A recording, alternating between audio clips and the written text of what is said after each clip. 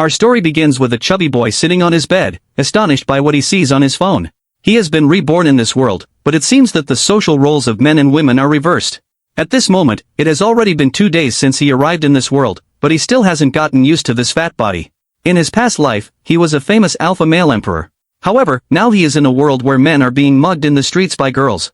Women have the role of giving birth, but it is the men who take care of the child and the house. Besides all this being strange, the spiritual energy of this world is low, and it won't be easy to regain his power, so he might be forced to wash dishes and be submissive to women.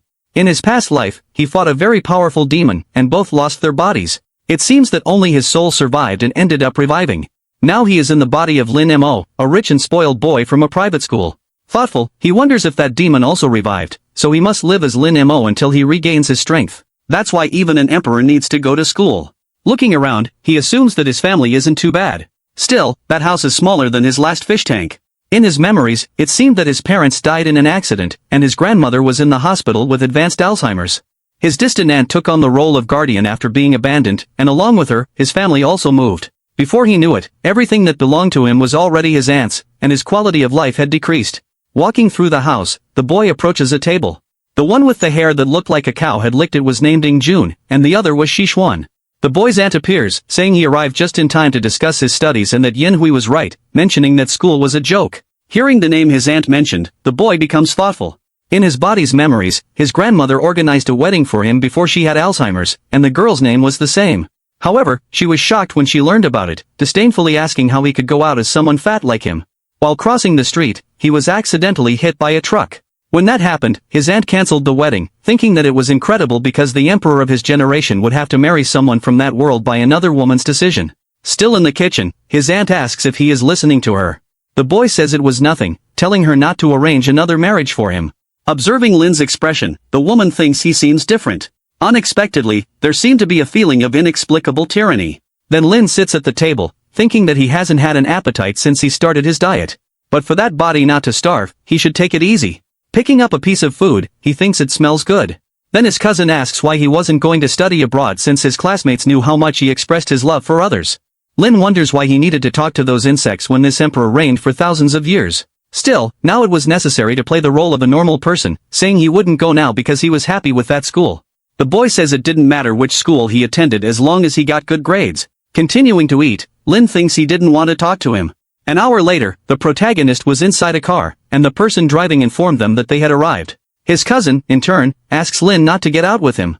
With a look of disdain, the protagonist observes him, leaving the boy scared by that look. Then he got out of the car, frustrated. Next, Lin was already in front of a building. Mentioning that the architecture of that world was excellent, however, there were some problems. Each of those men stood out a lot since they showed their pale legs and even made gestures like girls, but at least the women seemed normal. In the background, 2 girls were teasing the protagonist's brother, saying that his legs were beautiful.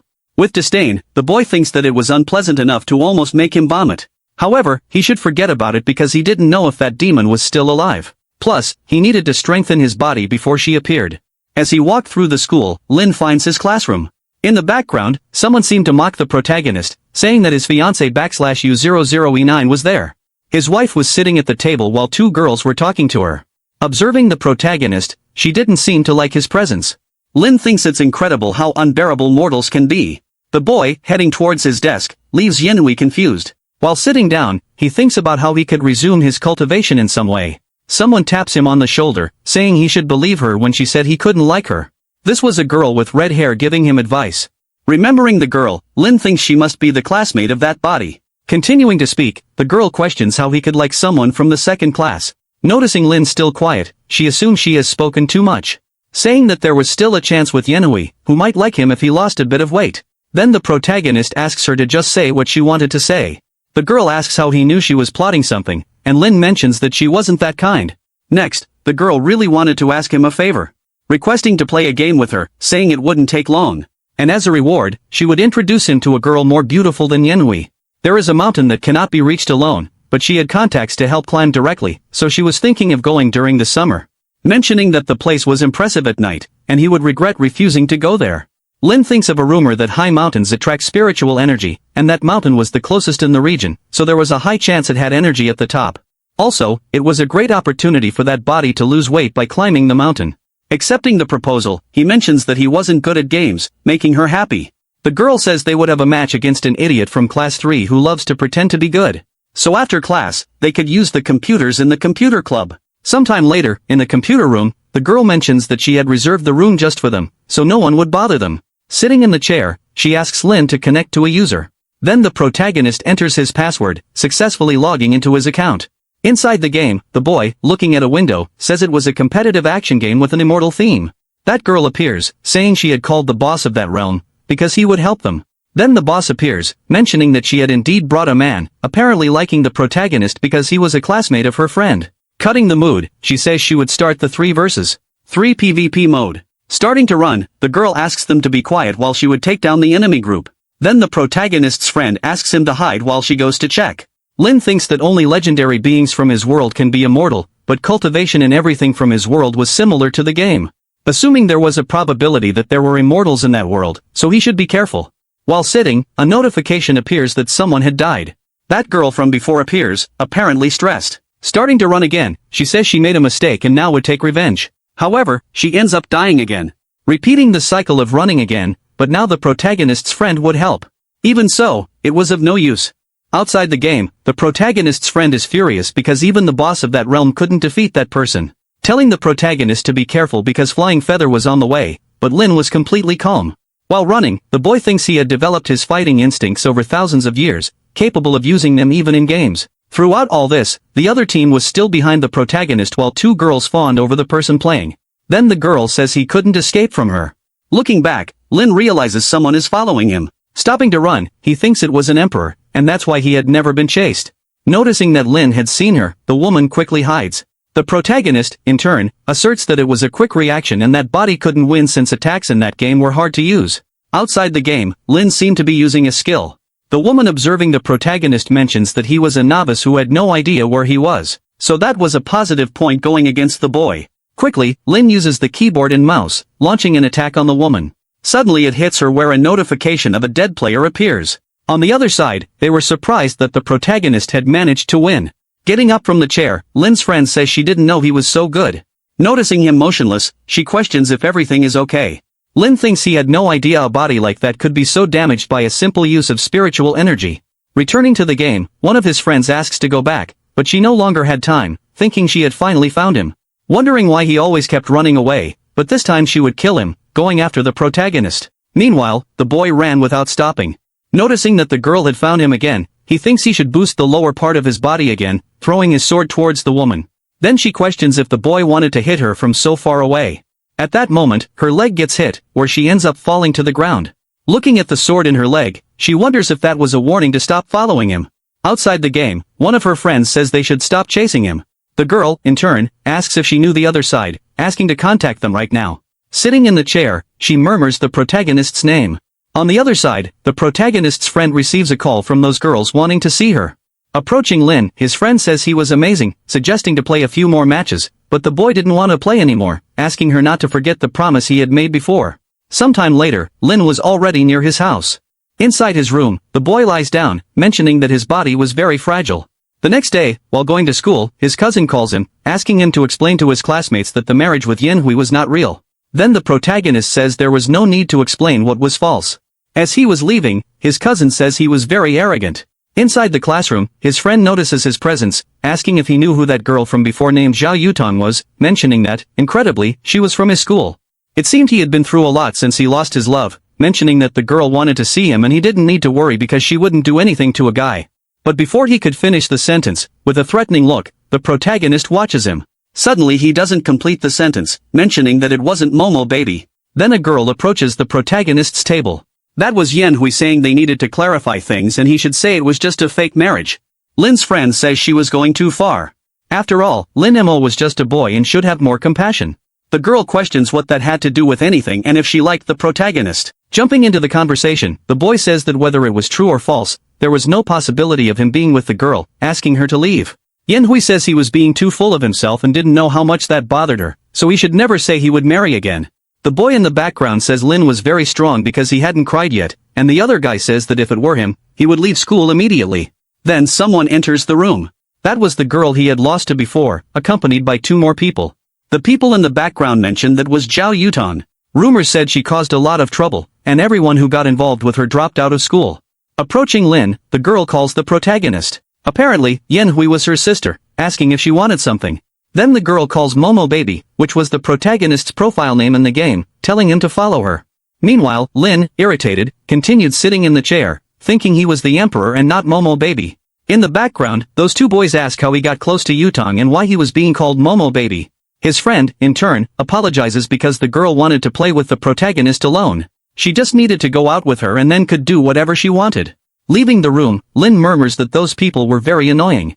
At the door of his class, Yutong was waiting for him, thinking he didn't expect Momo Baby to be a man instead of a woman, claiming that it was fun because back in the day, women fought in combat skirts, but now that had become a norm for them. Then she starts asking Lin several questions, questioning if it was him who defeated her in that game, giving an order to look for him after class because she would duel with him alone. But Lin says she didn't play that game and had only won by luck, saying she would go back to class. Irritated, Yutong wonders if the boy didn't know who she was. Then the other girl states that it was no surprise Lin wasn't afraid of her since there was no more love in her heart because she had been left. Yutong, in turn, gives the order for her to bring the boy at noon. Returning to the classroom, a group of boys asks what Yutong had said to him. Her friend says that the girl had been attracted to the protagonist, so she just wanted to play with him alone, asking not to worry because she would take him to Wuju Mountain on the weekend and would arrange for some girls. With a threatening look, Lin tells her not to bring anyone else. Imagining supposedly illicit things, the girl feels embarrassed, saying various things and that she shouldn't be interested in her. Then the other girl appears saying that Yutong was waiting for the protagonist. However, Lin was no longer in the classroom. In the cafeteria, Lin was eating while people in the background teased him, saying he ate too much. At the reception, the boy asks the man to wrap it up for the trip. Leaving the place, the protagonist thinks he still hadn't gotten used to that noisy world and he shouldn't get upset about that. In the background, someone approached the boy, murmuring various things about that body dying in a year and if he wished to survive, he should merge with her, and as a reward, she would fulfill his wishes. As he walked, people around observed his beauty.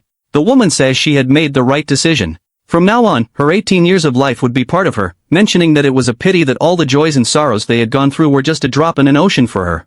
After working hard for so long, she managed to defeat the emperor. However, it wasn't the ending she desired and now the only thing she could do was revive the demon world. But the emperor had many tricks up his sleeve so he wouldn't die easily. Therefore, she should be careful since he could have gone to that world, claiming that that world was very interesting. She had never gained her father's approval in the demon world, no matter how hard she tried, just because she was a woman. Those men belittled her and only wanted to possess her until the day she put on a mask of evil spirits, killing them so they would fear her. However, in that place, men were at a disadvantage, and cultivation wasn't bad despite the spiritual power being scarce. Moreover, she was beautiful enough for men to follow, but it had been a while since that fat guy had been after her, and as a woman, it was good to be direct. Looking back, their gazes met. The girl, in turn, asked him to stop following her because there would be nothing between them. However, our boy walked straight past, ignoring the poor girl. Embarrassed, the girl thinks she should regain her strength before leaving that world, mentioning that the boys in that world were very shy, so Lin should have been embarrassed, refusing to admit he was chasing her. That's why she hadn't said anything to avoid embarrassment. Returning to the protagonist, he was apparently bothered, wondering why that girl was following him. Noticing that Lin was going to the terrace, he thinks he should look for another place to be alone, but he remembers that normal students never went to that place. The people in that world are spiritually and physically weak, questioning if Lin would jump off the terrace. However, that was none of his business. Even so, he still felt bothered, remembering that the friend of the owner of his original body had also jumped from a building. Heading towards the terrace, he thinks he would fulfill that body's will. Reaching the top of the building, he sees the protagonist at the edge of the terrace. Then he uses a skill to immobilize him. However, he had forgotten that he had no spiritual power. Meanwhile, Lin calmly thinks that it was quite cold up there, so it would be better to go down for lunch. Then that girl appears, asking the protagonist to wait. While grabbing his stomach, Lin asks what she was doing. Lifting the boy, she asks the protagonist to come down. But she is surprised by the boy's weight, falling to the ground with him, where she even ends up breaking a rib. On top of her, Lin says he didn't even have time to respond, questioning what she was doing. The girl says she was just helping him because he was going to jump in an isolated place, thinking she had broken a rib because of him. Surprised, Lin thinks the girl thought he was going to jump off the building, assuming it was because in that world, men were fragile while women were strong, extending his hand to help, asking to control her imagination since he had only gone out for some air and did not intend to jump off the building. Moreover, he was not interested in her, leaving the girl embarrassed, telling him to never show up in front of her again. As Lin leaves, he thinks that the woman had dismissed the help of an emperor without even knowing it, and since she didn't want help, there was nothing he could do. Back in the room, his friend asks where the young man was, mentioning that Yutong was looking for him and telling him not to leave after class. The protagonist, in turn, says that all of this was her fault, so she should solve it on her own. But the girl says she would go with him after class to play with Yutong, and if she let him win, it should be enough to leave him in peace. Even so, Lin says he wouldn't go, thinking he didn't want to lose to a little girl, even if it was just a game. His friend continues trying to convince the protagonist, but the young man says the problem was hers. The girl says she would do anything for him, but Lin had already decided he wouldn't go. Then his friend thinks she had messed up. Sometime later, the day passes. Getting up, the protagonist says it's time to leave and shouldn't forget his promise on Wuju Mountain. As he leaves, Lin remembers something, recalling that he had fallen on that girl, wondering if she was okay. The human body is very fragile, so she probably ended up breaking a few ribs. Since human lives in that world were precious, he could end up getting arrested, which would cause a huge problem. Looking for the girl, Lin thinks he should check. Meanwhile, she was still on the terrace, claiming that her body was very weak and she couldn't get up. Moreover, it was very windy, and she was hungry.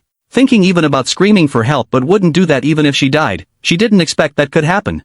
An invincible demon who defeated the emperor was brought down by a fat guy, then someone approaches the girl. Realizing it was Lin, the girl questions why he came back. Kneeling, the protagonist observes her, thinking that she didn't seem to be well. Then he places his hand on her back, saying that she had broken a few ribs, mentioning that she was very weak and needed to exercise, but the girl says that happened only because of him. While Lin takes off his suit, the empress, embarrassed, asks what the protagonist is going to do. Covering her, the young man mentions that it was windy on the terrace, asking her to wear his suit. Making a call, he says he's going to call an ambulance, but the empress says she didn't need his jacket. The protagonist already knew she didn't want to wear his jacket because she was fat, but she should remember that her body was fragile and could take it off when the ambulance arrived. However, for the girl, it wasn't for that reason, as she didn't expect the protagonist to be so kind. This world has a beauty standard for men, thinking she didn't know why Lin helped her, but would keep an eye on him anyway. Sometime later, the ambulance arrives.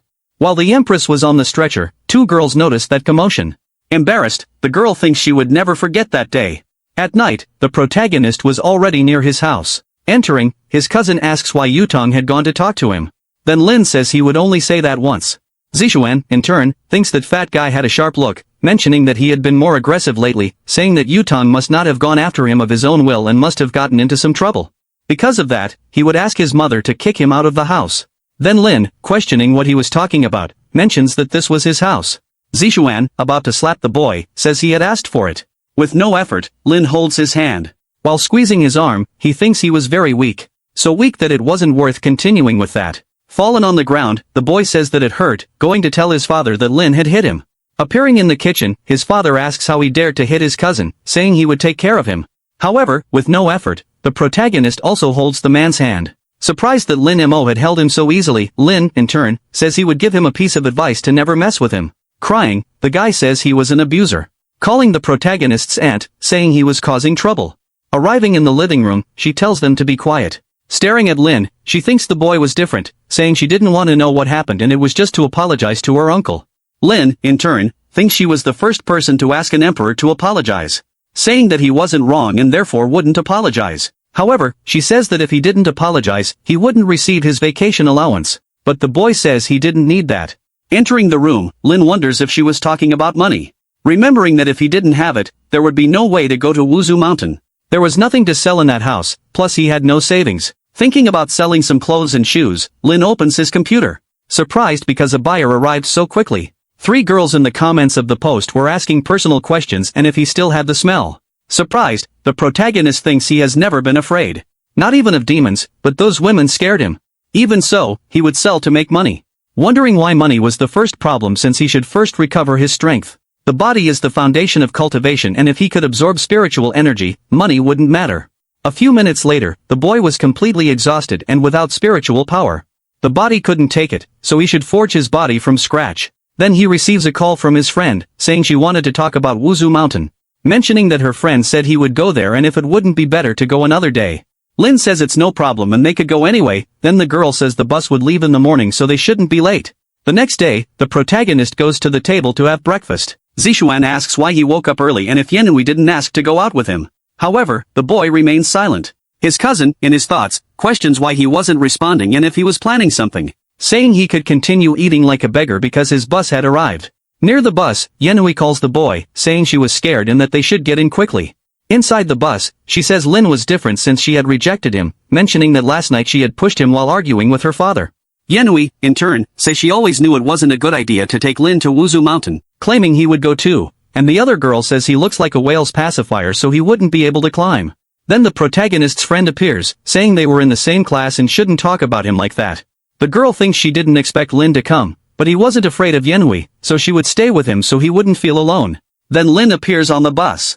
As he goes to his seat, Yenhui stops the protagonist, asking why he pushed Zishuan. Interfering in the conversation, the protagonist's friend says it must be a misunderstanding because Lin was a calm person, calling the boy to go to the front of the bus because there was a beautiful view. At the front of the bus, she asks the driver to stop at the next place to pick up the other person. The protagonist, in turn, hopes that when they arrive at Wuzu Mountain, he won't be disappointed. Looking to the side, he notices a girl riding a motorcycle, stopping the motorcycle in front of the bus. Suddenly, the bus is forced to brake. Removing her helmet, it was Yutong. The protagonist's friend gets nervous, fearing she stopped the bus to go after Lin Mo getting out of her seat. She says she would talk to her, questioning what she was doing there, and Yutong says she was looking for that fat guy. Noticing Lin, the girl mentions that if it weren't for his size, she would never have noticed him.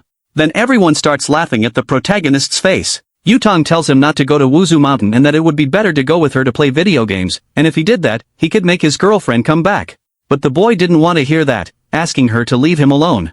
Then Yutong asks if she was bothering him, thinking that if it weren't for him, she would never have lost even once in her life, questioning whether he would go with her or not. Then Lin seems to be surprised, noticing that the girl's necklace had a bit of aura. Thinking that his refining technique was a bit poor, but that was something difficult to develop in this world, wondering if there were still cultivators. Saying he would play with her when he finished climbing the mountain. Then the protagonist's friend suggests that everyone should go to the mountain. Yutong asks if Lin was really willing to climb that place. It seems he wasn't popular, besides being fat, so she would watch him try to climb that mountain. Meanwhile, another guy appears saying he had space in his seat, suggesting she sit next to him. But the girl didn't want to know, calling one of her friends to watch her motorcycle, questioning if Lin had that game because it was to play with her now. However, the protagonist says that if he won, he wanted something in return. Accepting the offer, Yutong says that if he lost, he should be his servant forever, ignoring another guy while talking to Lin. Then the other man asks Zishuan if Lin was good at games and why Yutong insisted on playing with him.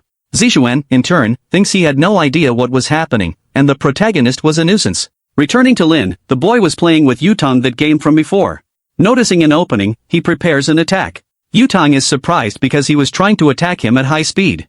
Receiving the attack head-on, the system informs that the victory belonged to Momo Baby.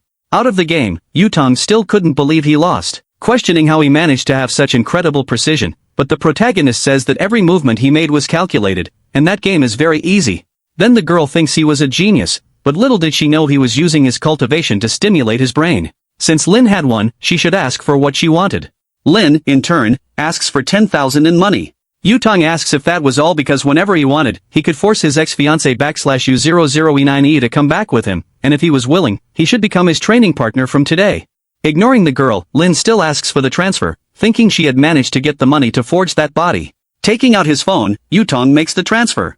In addition, he added his phone number so she should answer if she called him, but she shouldn't call him or even give his number to anyone. The protagonist thinks that not even as an emperor did he have an arrogance equal to hers. Getting up from the chair, the girl says there was very little space, giving an order for Yenhui to move forward, leaving the girl nervous, thinking he was doing that after so much effort to sit next to Zishuan. Getting up, Yutong tells her to hurry up. Yenhui thinks about reprimanding her sister but couldn't do that in front of everyone. Then Zishuan says that Lin wanted to say something to her and that she should see what it was. Getting up, the girl goes towards the protagonist. In his thoughts, the boy is happy because he could sit next to Yutong. Trying to introduce himself to the girl, Zishuan only gets a sharp cut with Yutong telling him to shut up, thinking that if he had known that boy was so unbearable and wore so much perfume, he would have preferred to sit with the protagonist. Arriving at Wuzhou Mountain, the students are surprised by how high the place is. Then the protagonist's friend tells everyone to follow and not fall behind. Half an hour later, Lin Mo, observing those boys, thinks they were much worse than him. When he managed to recover his powers, he would punish them every day for centuries. The protagonist's friend, noticing that there was no one to help him, thinks she couldn't help him because if someone saw her with him, she might end up receiving strange looks. 20 minutes later, Lin Mo was still climbing the mountain. Thinking he couldn't go on because he had the least stamina in the group, those boys seemed quite delicate but were actually in good shape. Noticing that Lin couldn't take it anymore, his friend thinks that since she was the one who brought him to that place, she should help him, questioning if the boy needed help.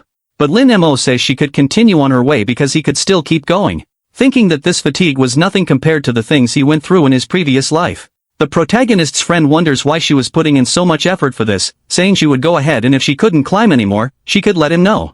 The people in the background are surprised because the protagonist had already managed to climb halfway. The other boys, already exhausted, couldn't continue on the path. While thinking of giving up, Lin Mo, determined, continues to climb. The protagonist, near the top, notices a group of people coming back. The other girl is surprised because he managed to get there alone and was very resilient. The protagonist's friend, saying it was very high, thinks they should go back and go to a restaurant. However, Lin says they could go because he would reach the top. Irritated, his friend questions if he wanted to die, but the other girl tells her to just let him go. 20 minutes later, the boy finally reaches the top of the mountain. Yutong, who was already at the top, is surprised that he actually managed to climb. But it was a pity he fell behind most of the time, and when he managed to climb, the others had already come back, besides being alone the whole time.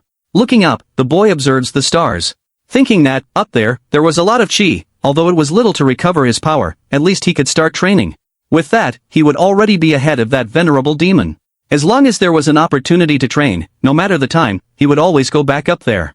Then Yutong puts a hand on his shoulder, asking what he was doing, and the protagonist says he was just looking at the scenery.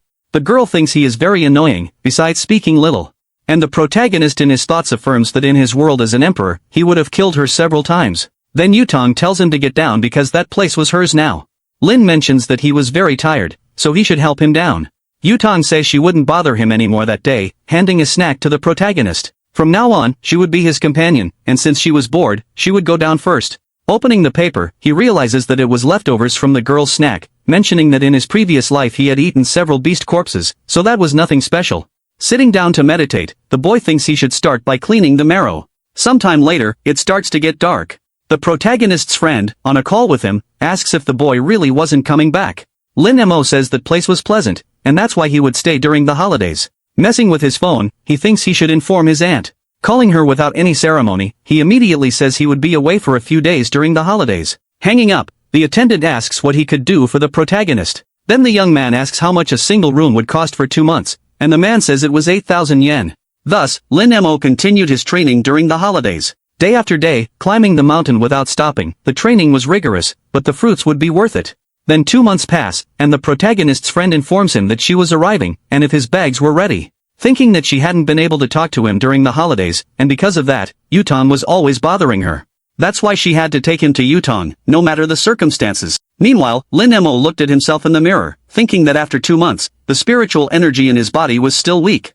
Appearing all jigachad, he says he should still continue being a mediocre student. Sometime later, the protagonist's friend says she finally managed to find him, but when she looks at the boy, she is surprised by his beauty. Assuming she had confused him with another boy, imagining having a family with that man. With a look of remorse, the protagonist notices the girl staring at him. Embarrassed, she starts to walk away, thinking that the protagonist must think she was a pervert. Then Lin asks where she was going, because she hadn't made a mistake. The girl in turn questions if he was a friend of Lin Mo. However, she says he was Lin Mo. However, she doesn't believe his words, assuming they just had the same name. But the protagonist says he had only lost some weight, asking why she was so surprised. However, the boy had changed drastically. Everything about him was completely different. Picking up the bags, Lin says they should go. Then the girl thinks that by his cold look and way of speaking, he was definitely Lin Mo, thinking that she wasn't dreaming and that the boy had changed a lot. Affirming that it was worth it not to have treated him badly in the past. Asking to carry her backpack. However, another girl appears offering help to the protagonist. Quickly, her friend approaches the car, opening the door for the young man. Inside the car, she mentions that he was now very handsome, asking if he had been climbing the mountain all this time. His efforts were definitely worth it, and when Yanhui saw him now, she would regret breaking up with him. That's why now many girls would be nice to him. But he had to understand that all of that was falsehood, so Lin asks her to just shut up. Fearing, her friend wonders if the protagonist hated her for not climbing the mountain with him. If she had been kinder before, he might have fallen in love with her, and they would have had a perfect love. However, there was still an opportunity because she was still the closest to Lin. Saying that he must have gone through a lot, and that's why they should go out to eat something, but the boy just wanted her to take him home. Sometime later, the young man was already at home, and his friend says she would see him in a few days. Then the other girl asks if she wasn't going to take the protagonist to see Yutang. However, Yin Shu says she wouldn't take him anymore, thinking she couldn't take a beautiful lamb to the wolf's den. The only thing she needed to do was use Lin's account to play. Then Lin Mo enters his house. The whole family is surprised by his appearance, asking who he was and how he had entered. However, the boy says he was Lin Mo and had just lost weight. Even so, Zishuan doesn't believe it was him because even if he lost weight, he wouldn't be that handsome. Then his mother asks him to stop shouting, asking if the boy had undergone any surgery. The boy mentions that she had all her money, so there was no way to do that, questioning if he would receive his money that semester. His aunt says she would pay all his expenses and also buy a new uniform, but if he did anything bad to his cousin or uncle again, she wouldn't give him another cent. Standing up, Lin says he was already satisfied, and his aunt thinks he really was the protagonist. The next day, the young man was in a car with his cousin going to school. Zishuan asks why the driver was driving slower this time. Then the girl says she would go faster, thinking that she couldn't help but look at the protagonist because he was very handsome. That's why she just wanted to keep watching the boy. Then Lin gets out of the car. Everyone around is surprised by his beauty, wondering who that boy was. His cousin, feeling jealous, questions why Lin was attracting so much attention. Noticing that the girls were taking pictures of him, the young man thinks something wasn't right. Soon after, he enters his classroom. Heading towards his chair, another girl wonders if he was a transfer student. Lin, for his part, thinks he had just lost weight, but just because of that, he was already a bit better than usual. However, normally he wouldn't attract so much attention, questioning if it was because of his aura. At the classroom door, a commotion was happening. Yu Tang, holding the protagonist's friend, says she would give 3 minutes to bring that fat guy to her, but Yun Shu says there was no fat guy anymore. The girl mentions that she would regret continuing to lie, then Yun Shu says she would tell where Lin was. Pointing her finger at the protagonist, she says he was Lin who had lost weight during the holidays. Observing the boy, Yu Tang seemed not to believe it. Furious, she says that guy could never be Lin, but Yun Shu was telling the truth. The protagonist, for his part, says the girl wasn't lying, saying he could train with her whenever she wanted and to meet after class. Then Yu Tang asks who he was. Again, Yun Shu says he was Lin and that he had lost weight during the holidays while climbing Mount Huizhou. In her thoughts, Yu Tang wonders if he really was the boy, questioning if he was really that fat guy while the boy asks her not to call him that anymore. Noticing he had the same voice and behavior, she affirms he really was Lin, saying it didn't matter if he was fat or thin because he should wait for her after class. Yun Shu says it had been another person who had played with her before and Lin had only joined to complete the group, which is why the protagonist wasn't very good at games. With a threatening look, Yu Tang watches her, asking if she dared to say Lin didn't know how to play, mentioning that yesterday she had used Lin's account to try to deceive her, and for that, she was the most arrogant person who tried to do that. As she was leaving, Yun Shu asks to explain herself, thinking that now Yu Tang would never leave her alone. Two girls appear asking how she knew it was Lin. Even if it was the boy, there was no way he could have become so handsome, so he must have had some plastic surgery. Then the teacher appears asking everyone to sit in their places because she was going to start the class, saying she was curious to know how their holidays were. However, she ends up being surprised, questioning who that student at the back was. Yun Shu raising her hand says it was Lin who had lost weight during the holidays. Surprised, the teacher says he had changed a lot and must have worked hard to achieve it, asking if the boy didn't want to sit in the front this semester. Quickly, a girl responds no, mentioning that Yun Shu had promised they would switch places with her. The other girl says she had grown a lot during the holidays and should also go to the back. Yun Shu thinks they were trying to take her seat, but she wouldn't let that happen. The teacher, asking them to stop arguing, says the first person to change seats would be Yun Shu. As two girls pulled her from her seat, the protagonist's friend begs to let her stay in her seat. Another guy asks Zishuan if Lin had had plastic surgery to become so handsome, and the boy replies, there was no other way but that. The teacher says the odd numbers would stay in the same position and the even numbers would switch with the adjacent ones, saying that Li Zhang would sit with Lin. The other girl asks if Zhang would really sit with the protagonist. Then the girl says it was fine because she couldn't let Yun Shu take him for herself. Looking at his classmate beside him, the young man realizes he was a bit chubby and also calm and quiet. Because of this, there would be no one to disturb him. Yun Shu sitting up front, crying for having left her seat. Then Lin Mo stands up from his seat. A group of girls starts to flatter the young man, saying they would be exhausted if they had to climb the mountain every day, and another asks if he could give some advice to her brother. Yun Shu thinks they were all fake because when Lin was chubby, no one talked to the boy, saying that unlike her, she had never treated the protagonist badly when they first met. Lin coldly asks them to get out of his way. Quickly the girls make space. The other girl says the protagonist looked very handsome when he had that attitude. Noticing Zishuan stressed, the girl mentions he was jealous, but it wouldn't matter because they preferred Lin. Returning to the protagonist, the young man was inside the cafeteria. A girl waves at him saying he could sit in her place because she had to leave, but Lin declines the offer, thinking he wasn't sure if it was safe near those mortals. Mentioning that the eyes of those women were nothing less than deceitful. In the background, Yanhui questions if he was really the protagonist. Zixuan asks if she regretted breaking up with him now that he was handsome, and the girl replies that she wasn't that superficial. Another girl appears saying she wanted to go after Lin Mo, asking if she could help him, mentioning that it didn't matter if he had surgery or not because she always liked him for his personality. Then Yenhui calls her a hypocrite. Hearing what she said, she thinks hypocrisy was believing that was plastic, and if she could get Lin's beautiful legs, she wouldn't care if they were fake or not, saying she would go after the boy alone. Meanwhile Lin Mo was walking through the school.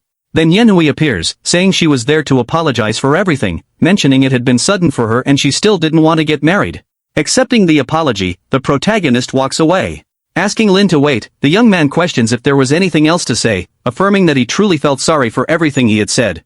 Lin, continuing to walk, makes Yenhui wonder why he had that cold reaction, supposing she must have been the reason for his change. Outside the school, Lin Mo hopes there is no one on the rooftop. While walking, he encounters the girl who had broken her ribs, wondering if she wanted to steal his spot on the terrace again. Looking back, the girl realizes Lin had been following her for some time, mentioning that he resembled the protagonist, but that man was more handsome. Then Lin passes by the girl, who feels relieved because she thought the young man would talk to her, questioning if he was also going to the rooftop. Reaching the boy, she notices he was climbing the stairs. Quickly she passes in front of him, noticing the girl was in a hurry. He wonders if she really wanted to steal his spot, questioning how a mere mortal could want to do that. Their gazes meet and each perceives the other's intention. Quickly, they start running to protect their spots. The girl thinks the protagonist was very annoying, asking if he shouldn't behave like a gentleman. Also, how could he run so fast, mentioning she just wanted to give him a chance, but if she lost, it would be a disgrace for the women of that world. Meanwhile, a girl was watching that commotion. Returning to the two, the girl asks why Lin was running, and the young man says he wanted to know the same from her. Then she questions why he wasn't running after her, but the young man says he would never do that. Irritated, the woman tells him not to speak to her that way. A boy like him who didn't care about ladies could never get married. Lin Mo wonders how an emperor could think about marriage, a man of high status from a generation of great emperors. Responding that she wasn't kind either because she was fighting just over the terrace. Reaching the rooftop door, the two block the entrance. Suddenly they start fighting to see who would arrive first. Lin, in turn, thinks he would have to use brute force to clear his way, or he ends up squeezing the girl's breasts, which makes her feel embarrassed. The protagonist, feeling awkward, senses that sensation. He quickly manages to reach the terrace first, saying that from now on that place belonged to him. The girl questions how he dared to do that and if he knew who she was, mentioning that just a moment ago he had done that. Saying he had touched her, the protagonist approaches her, giving a slap to the poor girl, claiming that she had touched him first. Thinking that he had almost forgotten that men in that world were fragile, and therefore could not act calmly.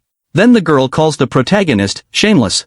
Taking her phone, Lin says that if he didn't leave, she would call the police. The girl, in turn, says she was already getting angry. Recording the woman, the young man asks to repeat what she had said before. However, he seems to remember something, recalling that women who hit men in that world were despised. And if she were caught doing that, she could no longer attend that school. Thinking that he had taken advantage of that to hit her, even if she told someone, certainly the one who would be believed was the protagonist. Saying that this time he would leave, but next time he wouldn't lose. Claiming that it was very complicated to deal with men. Lin thinks he was happy to have gotten out of that situation, mentioning that the girl was very annoying. Remembering that there was an update on the news from this morning, he grabs his phone. Looking at the news, he ends up getting surprised. The news reported numerous chickens on a farm suspected of being infected with a virus, which ended up turning into dry corpses. Observing that chicken, Lin Mo seems to recognize it. Recalling that the demon from before had a sword that would suck any creature that touched it down to the bones. But in his final battle, that sword had exploded, and then his sword also exploded trying to protect him. And along with that, he ended up going to that world. Wondering if that demon was really dead. Since to become immortal, Lin had to follow the path of heaven. But she, in return, only had to kill people to gain her power. That's why he had to investigate what was happening. Sometime later, it was already sunset. As Lin was leaving, the girls were still fawning over the protagonist. Yunshan appears saying she would accompany him to Yutong's house. But Lin Mo says it wasn't necessary. Even so, the girl insists on going. Mentioning that Yutong and her sister were very dangerous. Telling the story of a time when a boy was tricked by his classmates, which ended in a tragic end. However, the boy thinks he doesn't want to go to that place, asking Yunshan not to get too close to him. But the girl says he was interpreting things wrong. Entering, she is surprised, asking if he wasn't going to meet Yutong again, and the boy says he had more important things to do.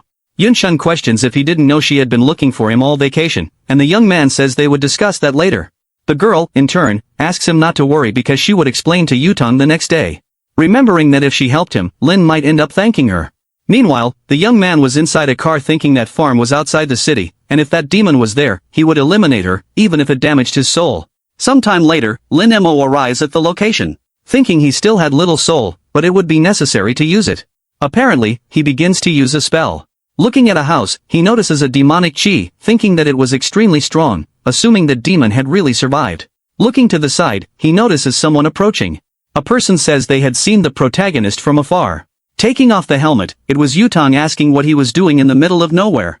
Lin, in turn, wonders how she had gotten there, thinking that it couldn't be a coincidence to meet in the middle of nowhere. Saying that she had called a taxi to take her home, but on the way, she realized it was taking her out of the city, so she decided to get out of the car.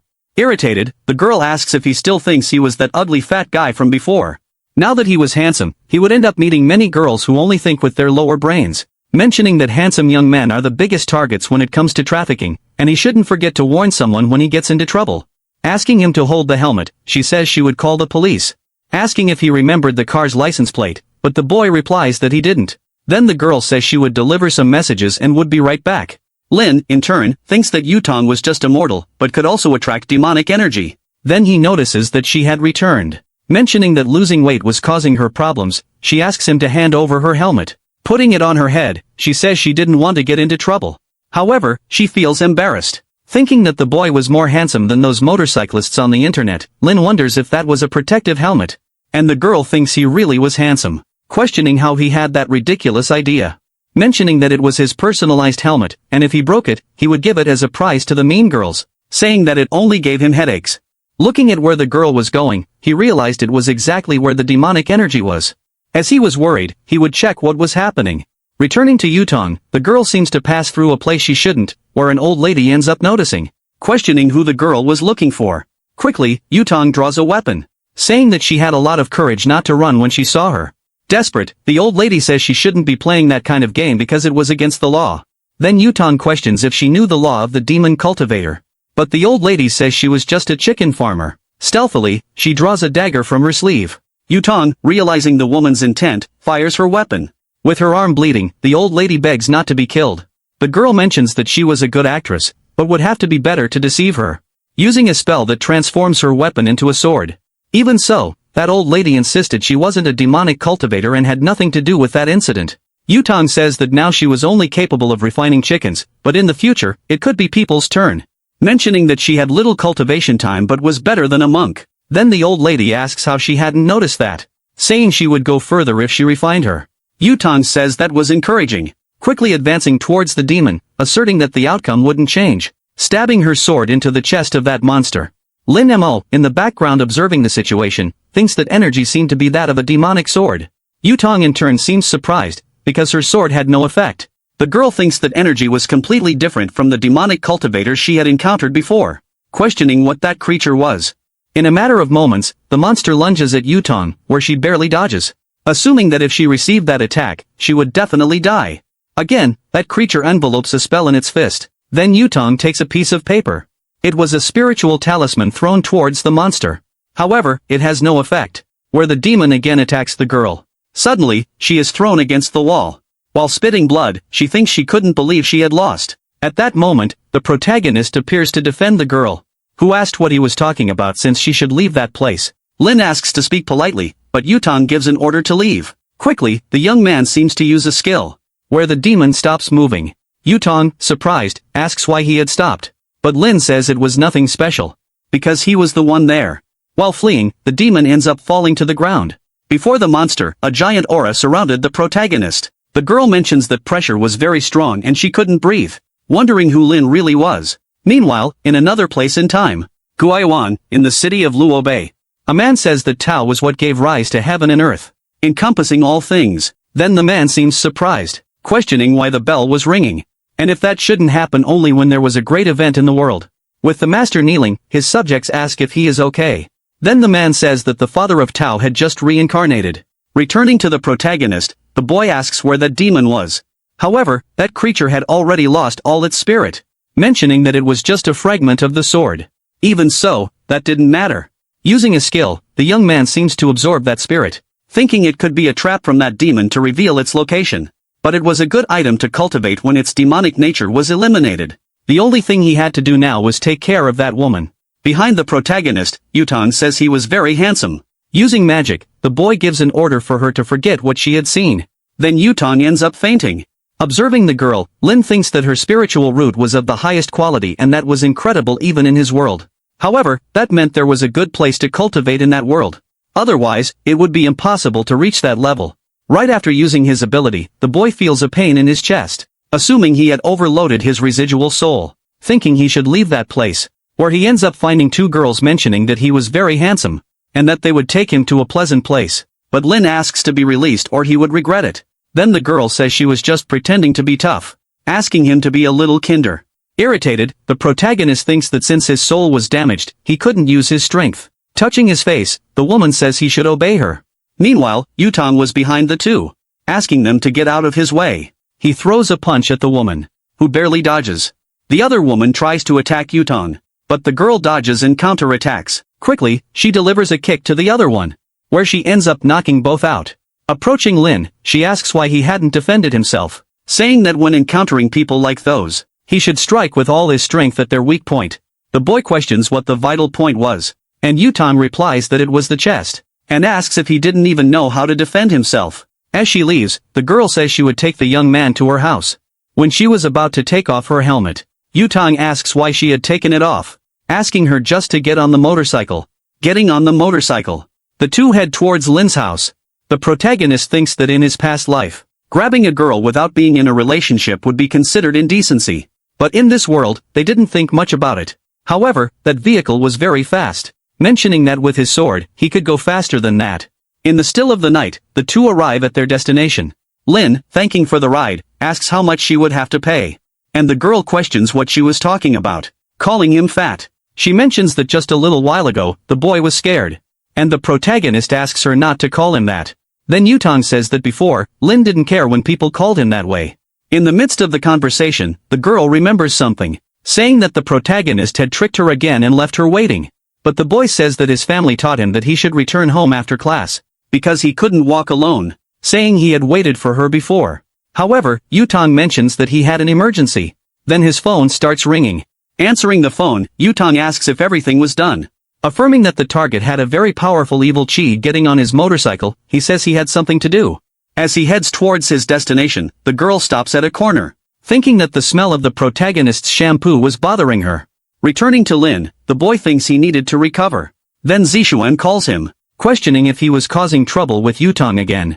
Yenhui, in turn, says that the boy didn't know how to choose his words, and was trying to say that Yutong was a bit stressed. Lin, ignoring the two, continues heading towards his house. Inside his room, the boy sits by his door, supposing that if he continued using his power, he could end up damaging his foundation. At least he managed to get a sword fragment that he could use to cultivate. Soon after, someone knocks on the door. Yenhui appears, saying she wanted to talk to the protagonist. Noticing that she wasn't with Zishuan, he thinks the girl wanted to be alone. Then Yenhui says it wasn't just about looks. But the more time she spends with her cousin, the more she realizes she liked the protagonist. That's why she wanted to apologize for everything she had done. Asking if his grandmother wouldn't want them to get married. Before she could continue speaking, Lin closes the door. Begging, the girl asks him to believe her, saying they would get married. However, since Lin was an emperor, he didn't want to lower himself to that level. Thinking that he thought he had already reached the maximum level of spiritual cultivation, yet he still had a long way to go.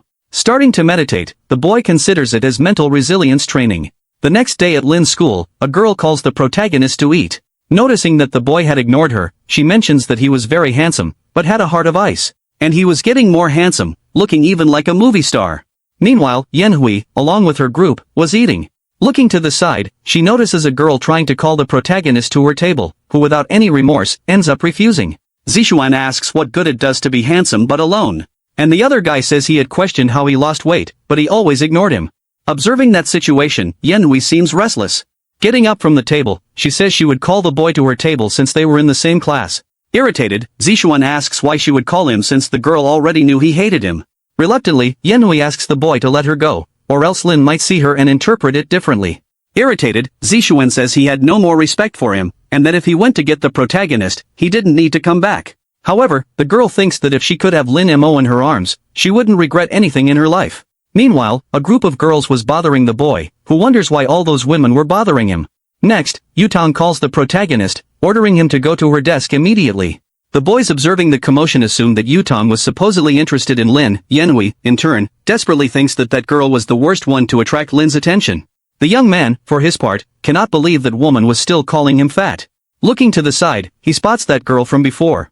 Quickly, he starts walking, remembering that there was a possibility she would steal his spot on the terrace. While the young man walked, Yutong noticed him in a hurry. The girl next to her says that Lin had become very arrogant after getting a bit more handsome, asking who he thought he was. Furious, Yutong sends a message to the young man saying she would kill him after class. Returning to Lin, the boy was approaching the terrace. However, that woman was already in her resting spot, saying that since she had arrived first, Lin should leave. Refusing to leave, the young man mentions that he had won the race before, so that spot belonged to him. The girl says she had let him win because he was a man, asking if he thought she would lose. Then the young man suggests they go downstairs to bet on another race to settle this once and for all. Irritated, the Empress says the boy only knew how to run, and asks if he had any other skills besides that, for if he continued like this, he would never get married. Lin Mo for his part, says there was nothing special, stating he could choose any game because he would win against her in any of them. With a sly smile, the girl seems to be planning something. Picking up a cup of pieces, she says they would play that game. Watching what was in the girl's hand, Lin wonders if it could be what he was thinking. Then the Empress questions if he knew how to play that game and if he won against her, besides leaving the terrace, he could ask for anything. Sitting on the floor, the young man mentions he wouldn't be able to fulfill any of his wishes, even if he tried. Convinced, the girl thinks she had spent thousands of years playing that game, and her skills were on another level. Little did she know that the protagonist had also spent many years playing that game, known as one of the best in his world. As they were about to start the game, the two stared at each other.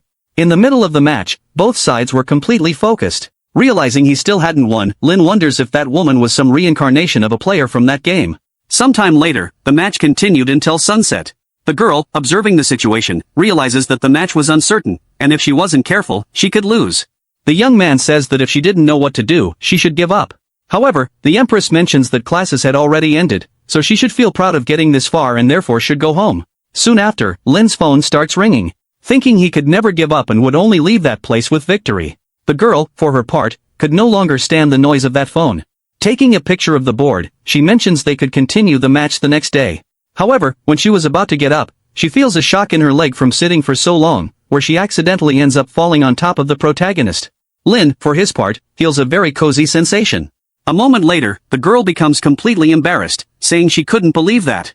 Then Lin slaps his forehead, saying that next time she should keep her magic spheres away from him, or he would call her a pervert. The girl thinks that this was already the second time he had hit her, and when her strength returned, she would make him regret it. But during the night, she would study tactics to win their match. Outside of school, Lin Mo picks up his phone to answer the call, realizing it was Yutong who was calling him. Furious, the girl questions why he hadn't answered her and where he was, ordering the young man to go to the school gate. The young man thinks that Yutong spent most of her time at school playing, and even so, she had a high cultivation level, so he would discover today what her secret was. Near the gate, Yutong asks why he took so long, questioning why he had stayed at school after skipping all the classes. However, he says he was just sleeping, leaving the girl surprised, saying she had come to pick him up for a rematch in that game. Handing a helmet to the young man, she tells him to get on the motorcycle. Sometime later, the two arrive at Yutong's house, and the protagonist is surprised that the place is so big. As they walk through the house, Yutong asks him not to touch anything. Looking around, Lin Mo thinks that the only thing in that place was games, and there was nothing about cultivation. The girl, in turn, questions whether the boy was not worried about being in that place, for a woman had called him to go to her house and the boy asked nothing. Then the protagonist questions if he intended to do anything with him. Mocking the boy, he mentions it was a good idea since he was no longer fat, and it wouldn't be a bad idea after all. Without any compassion, the boy strikes her belly, ordering her not to touch him. Seeing the damage he had done, the young man thinks he didn't know that martial art was so good as it could take out a cultivator in seconds. Getting up, Yutong says he was just joking, but the protagonist says he didn't like that. Irritated, the woman warns that they would play more than 300 matches, thinking she would finish off the boy and make him pay for everything he had done. Sometime later, inside the game, Lin Mo wins a round against the girl. Soon after, 2 more times, that cycle continued countless times with not a single victory for the girl. Downcast, Yutong realizes she was losing 47-0. Getting up, the boy mentions he needed to go. Sneakily, he seems to place something under her table. Asking for another match, Yutong says he could stay at her house, but the young man says they would continue another day, saying he would take him to his house. Lin Mo says he would get a taxi. The thing the protagonist had placed under the table starts to fall. Seemingly coming to life, it begins to move. Meanwhile, in some random building, Yen Hui, in her room, was pondering why Lin had skipped afternoon classes, wondering where the boy had gone. She then receives a call. Someone asks her to check the message group, because something unbelievable had happened. Looking at the messages on her phone, she sees a photo of the protagonist with Yutong. Irritated, the girl starts to knock everything off her desk, questioning how dare she take her Lin Mo to her house, wishing for a motorcycle accident to happen to the woman. However, cursing wouldn't help at all. Then a purple crystal asks if by any chance she wanted to take revenge. Looking around the room, she questions who was there, asking them to show themselves. However, the crystal says its identity was of no relevance. Then a sinister face appears, saying it could do whatever she wanted. Yen Hui, in turn, asks if that monster was a witch from those soap operas. Embarrassed, that creature thinks the woman had nothing in place of her brain, saying it was the #1 divine sword of the immortal world that ended up shattering, and if she helped it recover, it would turn her into an immortal. Without even thinking, Yen Hui accepts the proposal, asking for help to become an immortal. At that moment, that creature seems to use magic on the girl. A purple crystal appears on Yen Hui's forehead, and the monster orders her to open her mind, allowing it to merge with her body. Asking why she felt no power, the spirit questions what she desired. Suddenly, the girl asks to be taught hypnosis, and the monster mentions there were numerous skills like that. In her thoughts, Yen Hui supposes that with that skill, Lin Mo would be entirely hers. Meanwhile, the protagonist was riding in a taxi, thinking he couldn't use his powers carelessly, believing Yutong should reveal her secrets. Quickly, the boy seems to make a hand signal. At Yutong's house, that doll receives a signal. Observing, the girl realizes she was playing, questioning if Yutong was a false cultivator, wondering how she had managed to reach that level. Furious, Yutong cannot believe she lost to a stinky fat guy. Lin Mo, in turn, gets irritated by the girl's words, mentioning he would now crush her in all the games. Then Yutong remembers she had to do something. Watching her leave the room, Lin Mo wonders where the girl was going. In the room, Yutong was changing clothes. Wearing a suit, she says it would work. Opening a closet, there were numerous combat weapons in that place. The protagonist thinks that even if all that was of low quality, it was still hard to obtain in this world. Starting to run, the doll jumps into the girl's clothes, thinking that this time he would discover her secrets. Sometime later, Yutong arrives at a building, thinking she should find out what shampoo the protagonist used because it smelled so good. Inside that building, the girl approaches a door. Meanwhile, someone says they should raise their glasses to celebrate the newlyweds. In that place, a wedding was happening, and the woman mentions the bride would make a speech. Taking the microphone, the woman thanks all the people who came even without time. Meanwhile, Yutong sits in her place, thinking that now she just had to wait for it all to end. After a while, the other woman declares that the wedding ceremony between Lin Yu and Su Chu has ended, and now they could start the party. Returning to the two newlyweds, his wife asks if he is very tired, but the man asks her not to worry because he just needed to change clothes and drink something. While they were talking, someone approaches the two lovebirds. It was Yutong standing in front of them. Realizing who it was, the young man becomes desperate. The bride in turn asks if something is wrong. Then Yutong says that now that his wish has been fulfilled, it is time to go. As he begins to transform, the man asks if she thought fulfilling wishes was so easy. In that instant, the young man transforms into a werewolf. When he was about to attack the girl, Yutong uses a talisman. Dodging the attack with a leap, he draws his sword. Attacking the wolf from above, with one blow, it is knocked to the ground. Holding its neck, it thanks the girl. And in a matter of seconds, its head disconnects from its body. Desperate, his bride tries to help the man.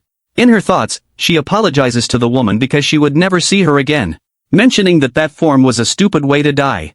Returning to human form, his wife runs into his arms, pleading for him not to die, ordering them to call an ambulance to help him. Furious, the woman says she would kill the girl. Yutong, in turn, mentions that she did not know her husband because he was an expert in draining energy from women, turning them into slaves, saying he was just doing his job and that it was nothing personal. Using a talisman to make them forget everything they had witnessed. Soon after, the bride ends up fainting. Calling someone, Yutong says he has finished his job and now they should take care of the rest. Meanwhile, that doll falls from the girl. Running towards the man, Lin Mo realizes that it was a metamorphic fox that would be very useful. Lin Mo decides to save the fox, and thus begins to perform the soul reincarnation spell. The golden aura of his paper doll begins to rise towards the fox. The body of the former fox man starts to have its soul extracted. It goes towards the doll that was with its arms crossed and ends up entering it. Thus, the object completely changes its form to one with long silver hair. The little one ends up running desperately, and, 20 minutes later, he reaches the hand of someone who is waiting for him. This being our protagonist, who is outside the building. The man's soul thinks he is going to die, so luckily, he managed to take revenge, but laments not having stayed with his beloved. Soon, someone calls him by his name, Shen Shiotsu, and asks if the fox really wants to die, or if he prefers to live. Opening his eyes in that abysmal darkness, the man admits he does not want this to be the end of his life. He still has much to say to Jolinu, and no matter the cost, the man still wishes to live. Our protagonist informs him that he will give him a new life, and in return, he must serve him for 10 years. Thus, the little one ends up opening his purple eyes, revealing an adorable appearance, now of a young foxman with long gray hair. He looks around the ritual he is in, thus seeing our protagonist, who remains silent. Shotsu has never heard of such powerful magic and wonders if it was this young man who summoned him. Soon, he looks up, recognizing that this is the most powerful man he has ever met in his entire life. The little one ends up kneeling over the ritual. He introduces himself as Chen Shotsu, and will be there to serve his master, saying he is very grateful for this opportunity to be under his orders. Lin Mo wishes for him to tell everything he knows about the cultivation of this world. The fox promptly confirms and asks where he should start, to which our young man informs he wants to know about the way of cultivating. The little apprentice explains that, due to the scarcity of energy in this realm, cultivators go to other secret realms, being completely limited because everyone is being controlled by powerful clans and families, reaffirming then, that even an ordinary practitioner would not be able to join a sect if they did not have connections or background. Everyone is welcomed by the clans, but only to be used as furnaces and eventually destroyed for cultivation. Our protagonist realizes that this has become a malignant cultivation, which the little one confirms, saying that this logically happened due to the lack of energy. And, logically, the community of cultivators has always hunted the users of these malignant sources. Our protagonist asks if they resemble the cultivator Zhao Yutong. With a brief smile, the fox confirms and then ends up saying that this girl is not only the most talented, but also from the Zhao family, one of the 3 great families. The other one decides to ask if there is an immortal kingdom, to which the little one says he doesn't know. Quickly, the boy ends up shouting and asking to visit his beloved during these 10 years of servitude, to which the protagonist confirms but informs him to never reveal himself. Completely proud, he never imagined he would find such a generous master and accepts that it is very easy to please the immortals. But soon the next day, he ends up being impressed while inside a backpack, realizing that his master is in fact someone completely unexpected. Being a completely ordinary high school student, he then thinks that he must be some kind of boss of that place. The fox thinks that our protagonist is completely popular and all the women are staring at him, assuming thus that our hero is the best kind of person since, if he were a woman, he would also be pursuing our protagonist. But, completely ignorant, he wonders what the young man has in mind, as he can't go a minute without thinking of illicit things. Soon our protagonist reaches his chair, but he ends up noticing something strange, this being some snacks that are found at the bottom. Lin Mo wonders if this is something from his annoying friend named Song Yun-shu. His ex, Hiyenui, approaches saying she remembered what his favorite snacks were and bought them, and Lin Mo can't believe it was her. Our boy's cousin approaches asking what she is doing and gets extremely angry. She claims that our hero is her fiancé and, therefore, it is normal to pamper the protagonist a little, which leaves the man completely irritated. With tears in his eyes, he prepares to slap the girl's face while calling her a bitch. Yenhui holds his hand with extreme strength while telling the boy to stop it. Our protagonist is impressed that his cousin is someone who couldn't even slap a woman. The girl says she will only say it once and ends up stating that she will punish him if he continues bothering our boy. Thus, leaving the purple-haired boy completely helpless and crying, he runs away from there, leaving the girl alone. She says that if anyone bothers him, he can call her, and she will come back and sort everything out in his place. The girls think it is ironic that the girl now shows interest in the protagonist, as he has been getting more daring as he has become handsome. Soon, noon arrives, and we can see the school cafeteria. A girl with blue hair calls for the blonde, saying that a young woman named Hiyenhui is stealing her man, but the president says they are a bunch of idiots and claims that the girl can have the fat one, as he doesn't interest her. Soon, a certain presence catches her attention. This being the protagonist's ex, who appears with a smug and wicked look. She ends up shouting Lin Mo's name, who is our protagonist, thus calling him to eat with her. Soon, the girl with blue hair thinks she is trying to provoke, and, therefore, tells Yutong not to take it seriously. But, with extreme brutality, the blonde says that if the protagonist annoys her, then she will give him a beating. Soon, anger rises on our hero's face. Thus, he ends up leaving the place with his ex, who is convinced that she can be with him. He can't believe he lost his cool after so many years of cultivation, and, therefore, believes he has much to learn. In his pocket, the little fox thinks that his master is truly someone amazing, as even someone like Zhao Yutong is jealous because of him. Furious, the girl asks if the boy really complained about her, but the blue-haired one just says to ignore it, as she can't hit a boy. She decides to forget about the fat one, and then thinks about the girl, as she is being very bold. Our protagonist finally arrives at the ground floor of the school. The dark-haired girl, while eating a pastry, tells him to hurry up. Our protagonist notices the immense hostility, and reflects that she must be angry about the previous day. He sits down, and then makes his first move in the game. She knew that our protagonist would make it difficult for her, but still, she had already thought of a solution before all this happened. Impressed, he admits that the girl is really good at this game, but suddenly, his stomach lets out a growl of hunger. With the bag in hand, he stares at her with a somewhat vacant look, thus opening and revealing a lunchbox inside it. Soon, he ends up breaking his chopsticks to indulge in the meal.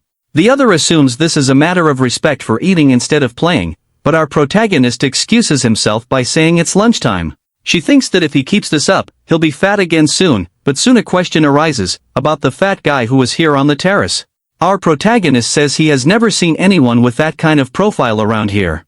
Angrily, she admits that just thinking about that boy makes her ribs hurt because of his weight. But quickly, her expression changes to surprise upon seeing something on her phone. It's a photo of our protagonist being posted in the girls' group. Thus, realizing that our protagonist was, in fact, the fat guy she had met earlier. With red eyes, she says she has a question. Recalling and showing the photo of the protagonist, she asks if he really didn't know this person from the phone. With extreme shamelessness, the protagonist says he has never seen anyone so fat, to which the girl gets annoyed, saying that Lin Mo is a terrible liar. But she understands that he doesn't want to talk about the past and, therefore, says he doesn't need to worry since she hadn't asked about that. Soon, she ends up rummaging through her bag, revealing that she washed his jacket, but thinking it won't fit someone of his current physique anymore. A light shines in her eyes, perplexed by this gesture. Then, he collects the clothing while remaining completely stunned. Quickly, the young woman ends up standing up, accepting thus, that it was a tie and saying that he is indeed very good at the game. Our protagonist informs her that few people can match him, but she was one of the few who managed to surprise him. The girl admits that from today on, their fight is over, but ending it this way leaves the protagonist in silence. Quickly and with conviction, he ends up calling her, saying that it would be better to have a best of 3 to decide a winner. With a cheerful smile, she accepts his proposal and then reveals that her name is Hansini. Our protagonist is surprised by this name at first, but then reflects a bit. His little fox jumps out of surprise from her bag. He is surprised that he is so powerful that all the women throw themselves at his feet. But our protagonist reveals he has a question, which is about where her resources for the evil cultivation come from. Promptly, the little one replies that they come from the Dark Door Network. The items are protected by the Shadow Clan, which is primarily responsible for the protection of both demonic cultivators and members of other families. But they can sell them to good-natured people if you have money.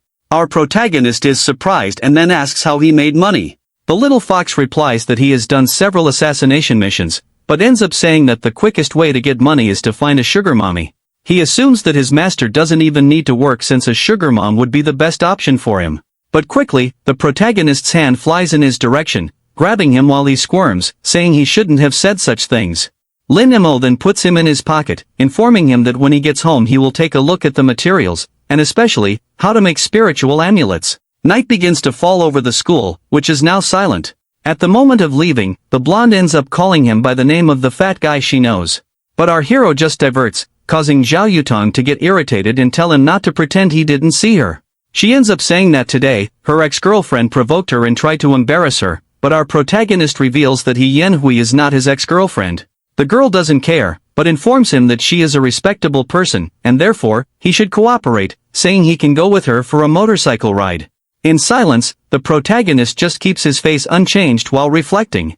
The girl, with a mischievous smile, questions whether Lin Mo will be able to get on by himself, or if he will need her to carry him. When he ends up agreeing, they both go to the motorcycle, and she calls him a good boy. Behind a post, someone watches the blonde and curses her for going out with his precious Lin Mo. A dark voice ends up asking why she doesn't hypnotize him, but the younger one decides to reveal that she wants the protagonist to surrender to her body and soul voluntarily. Both end up leaving the school in a desperate manner. The protagonist notices this and says that Yutong is going too far. With a mischievous smile, she says that he is very naive for believing the words of a woman. In a broadly suggestive manner, the protagonist asks if she really likes him, leaving her blushing and confused. The motorcycle suddenly skids to a stop. With a red face, she asks if it wasn't clear enough that she isn't interested in him, to which the protagonist asks if she really doesn't want him. The girl tries to refuse with all her might, and the protagonist simply accepts, saying that they are just classmates, so she shouldn't get too involved with him. Yutong reveals that she has a line of people wanting to be her boyfriend, and even so, if it weren't for the games, she would never have looked at the protagonist. In the pocket of our young man, the little fox thinks that her master is truly surprising.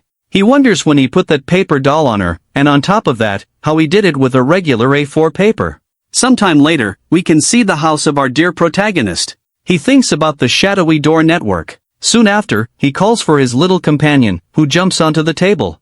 With quick clicks on the keyboard, he confidently says that he will enter the shadow network as quickly as possible. Thus, he keeps hitting enter hard and manages to access it.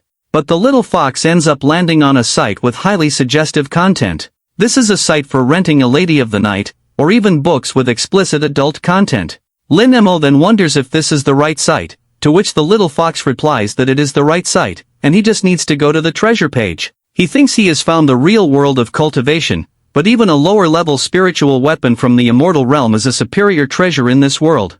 The most important things he will need are 1,000-year-old ginseng immortal stones, but they cost over $100,000. His little companion still tries to convince him to sell his photos to rich, older women. But, with a stressed face, the protagonist asks if he looks poor or something like that, to which his little apprentice understands. Our protagonist then asks for the money that the little fox has, but the tiny one says he only has $30,000 in his account. Grabbing the mouse along with his computer, he says that will be enough. The young man with white hair decides to question whether his master really intends to make talismans. Soon, Chin Shushu tries to suggest that the boy look for something else, since talismans can have a good price. But they are hard to make, and the materials they have are of low quality. Our protagonist informs that he will only make low-level talismans to sell them, so he tells her not to worry about anything. Then he distances himself, telling her to go back to training, and his little apprentice thinks that, with these materials, he will only be able to make trash and useless things. The next day, we see Lin Mo now wearing an outfit that hides his identity, along with a mask and glasses. A man in a van asks if the delivery is his, to which he replies that it is the white fox. Thus, the large box is received in his hands, and the delivery person asks for a 5-star rating for his great work. The younger one assumes that this is indeed a fast delivery service and, therefore, thinks about rating it. In his pocket, his apprentice informs that the Dark Clan has a business network that rivals even the great families. Soon after, we can see a few minutes later where the protagonist stares at 2 papers on his desk. The little white fox questions in thought if he really intends to make these talismans. He has heard that the talisman masters of the great families spend years training before starting, and even then, only 30% of them succeed. Our young man ends up sighing while closing his eyes. Then he starts drawing the symbols on the paper with extreme agility. Quickly, he says he has finished the dragon talisman, which surprises the little fox. He thinks it is impossible to have made the symbols in a simple instant, and, especially, to have made 2 at the same time, and swears he saw a dragon appearing out of nowhere. Our protagonist tells him to stop making noise, as these are low-quality talismans. Moreover, it is a pity that he only has enough spiritual power to make 2 and admits he needs to buy more spiritual stones. Right after that, Lin Mo is going to put these items up for sale and announce them for $500,000. But he quickly gets surprised by having posted it, as the bids started to rise anonymously, but rapidly. His companion informs him that talismans sell very well, and that great cultivators and even ordinary people use them, which is why they are considered high quality. Soon, our protagonist realizes that something might have happened to his paper doll. Looking closely through the doll's vision, he notices that the blonde is also in the dark web observing something strange. With eyes full of dark circles, she decides to say that working on the investigation of a kid who has gone missing is really exhausting.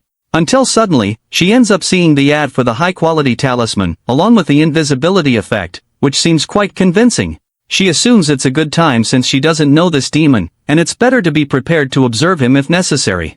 Our protagonist thinks that a spiritual stone might be useful, and besides that, a missing demon is really strange and wonders if it could be the venerable demon. We then see the next day at school, right at lunchtime.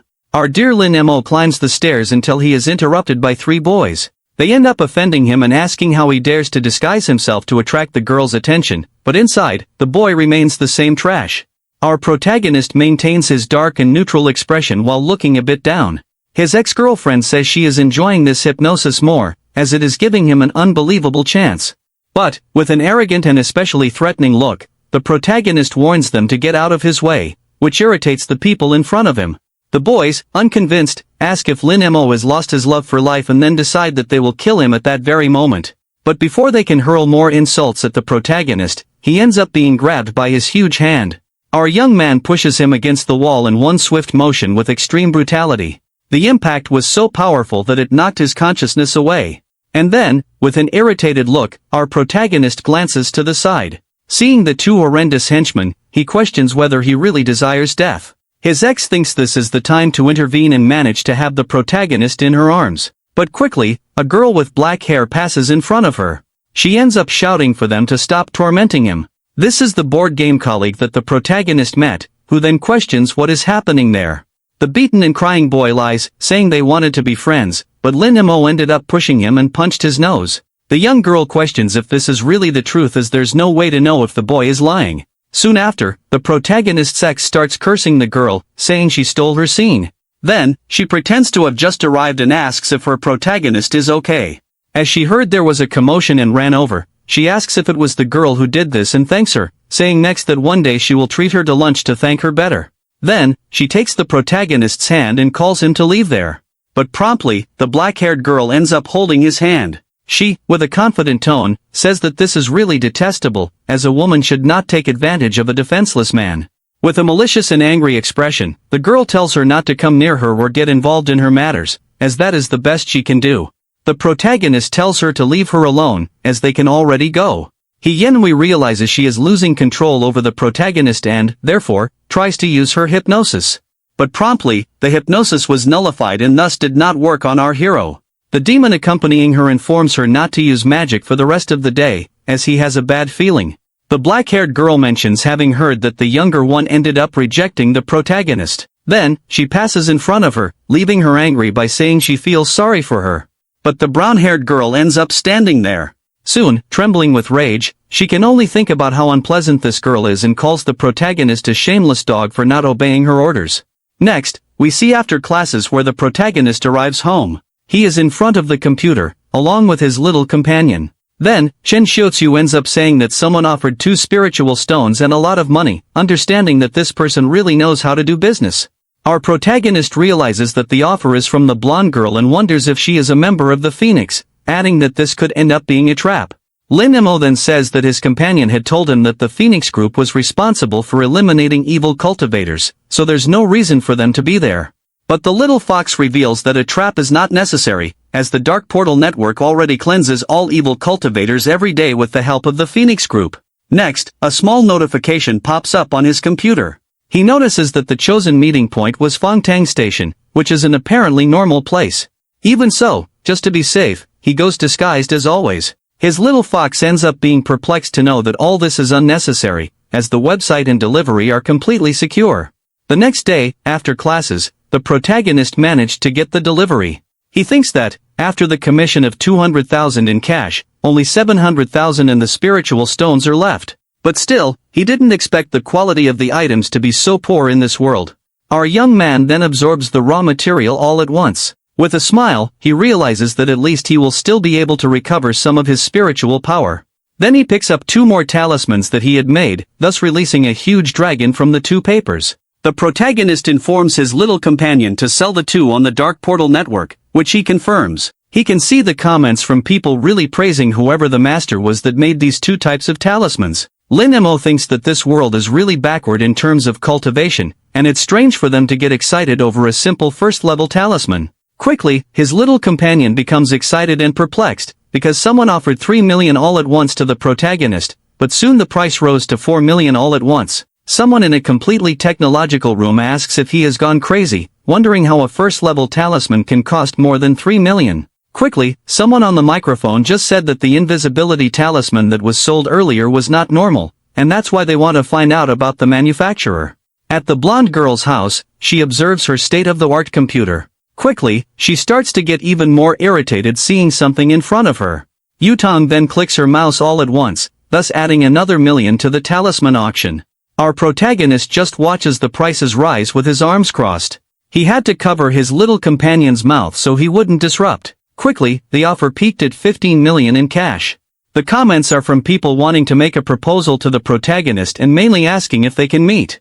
Our young man realizes that all this is dangerous and decides to disappear for a while, as all the cultivators in this world will probably come after him, but at least he will manage to get something good and decides to check on the progress of the blonde girl who was betting in the auction. Sometime later, we can see the girl's house. Our protagonist notices that she is still investigating the disappearance of the boys, all of whom are virgin boys, and it seems to have something to do with the Demon King.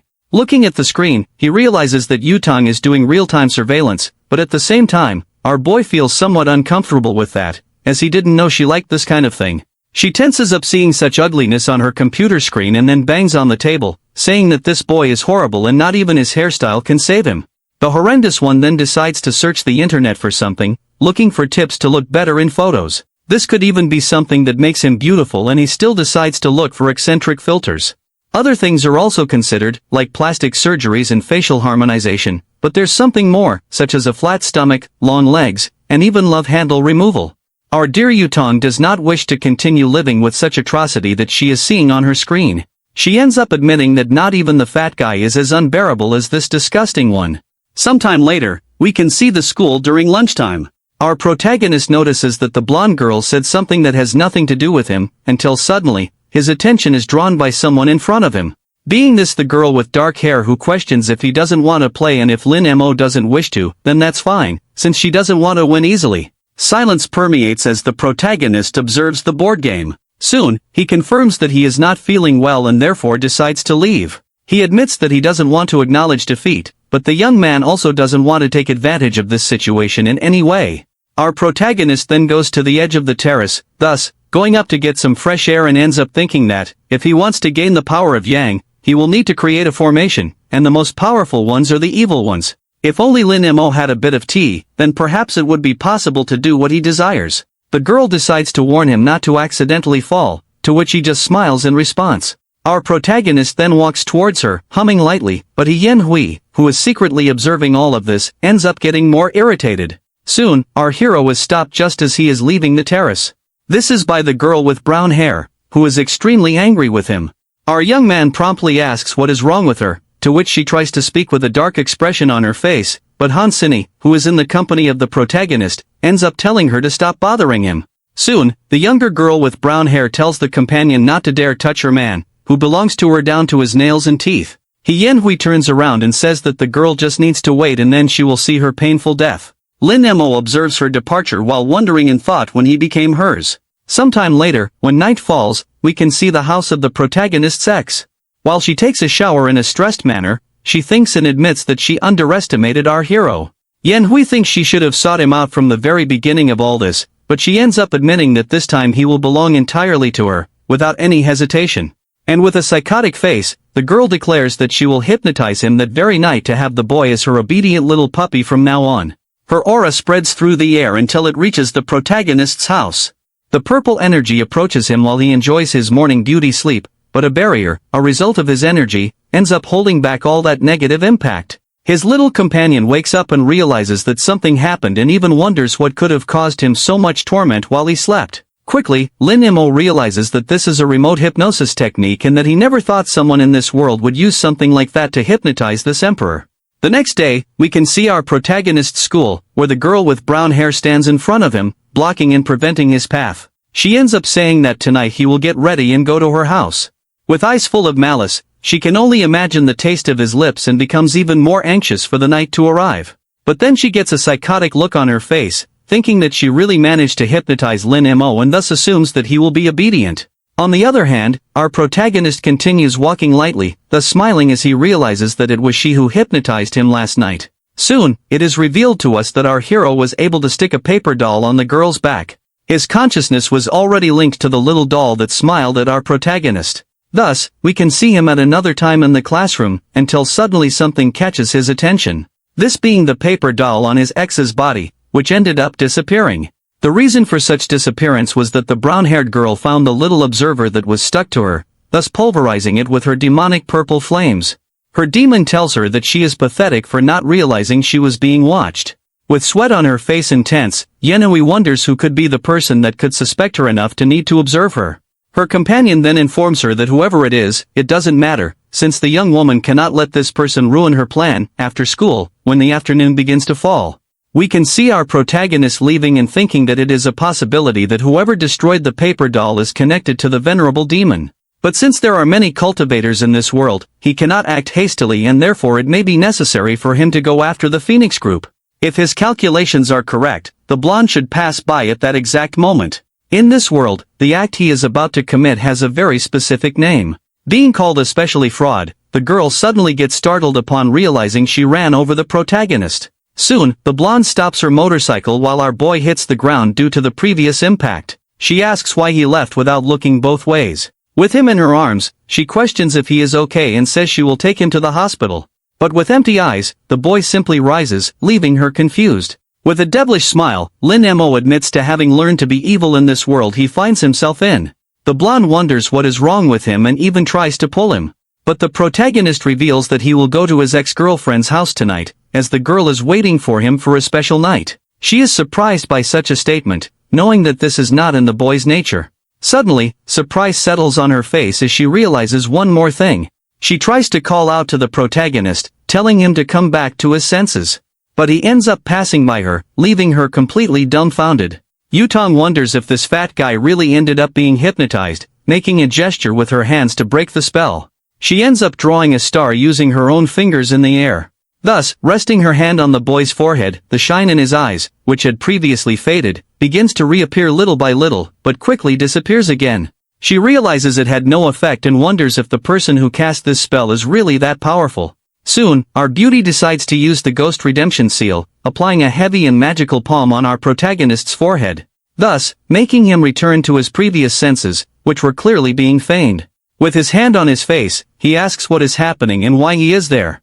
The blonde says she was going to ask him that and questions if, by any chance, Lin Mo had ever met his ex-girlfriend. He admits he has, but asks what that matters, since she is going to see her fiancé, completely blushing. The girl ends up saying that the young man appeared in front of her and was run over by her motorcycle. So, for that reason, he must follow her to the hospital. Yutong wonders how our hero can say that after being run over, but admits he doesn't want to, and if she feels bad, then she can pay his medical expenses later. The girl ends up grabbing his collar, leaving him completely agonizing. Then, she rubs the paper in his face, saying she will give him a check at the bank, since she doesn't want to have to worry about a lawsuit from him in the future. She tells him to spend it on whatever he wants, but he must not use it against her in the future, or he will regret it. Our dear Lin Mo wonders if writing a few thousand zeros will be enough to exchange for a few hundred spiritual storage units. The girl then speeds off, using her own motorcycle. Yutong ends up saying that she needs all the information about the protagonist's sex, as she is a suspect, which someone on her helmet communicator confirms. Thus, she arrives at the house of the girl who was our boy's suitor, removing her helmet gracefully. She ends up extending her hand, which has a special ring, thus releasing her magical sword all at once. She decides to make dozens of cuts on the doorknob to be able to open the door. The cuts were so perfect that the door itself fell, but not the doorknob, which remained stuck in the shape of the door. She ends up entering, seeing some family photos, appearing not to be of her family, but rather of two boys who seem to be her friends. She then reaches the room of the protagonist's ex, thus realizing that she is a total crazy person for having thousands of photos of the protagonist pinned to her wall, even ending up noticing several manuals of our protagonist, and then decides to see what they are. Reading curiously, she ends up flipping through the pages slowly.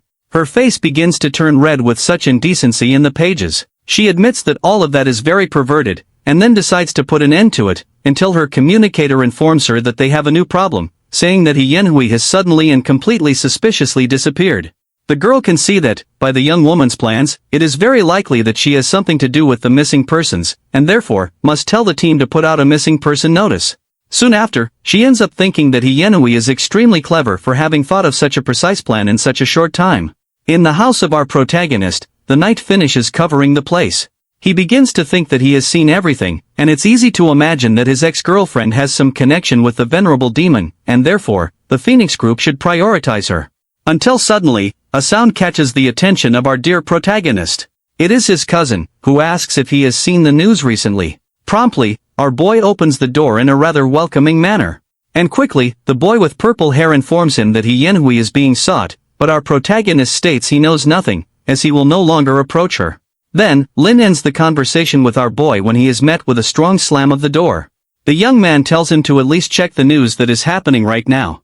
Our protagonist sees that Yahello from the Fengxiang Institute is suspected of a case of abuse against a young man and, therefore, is being sought throughout the country.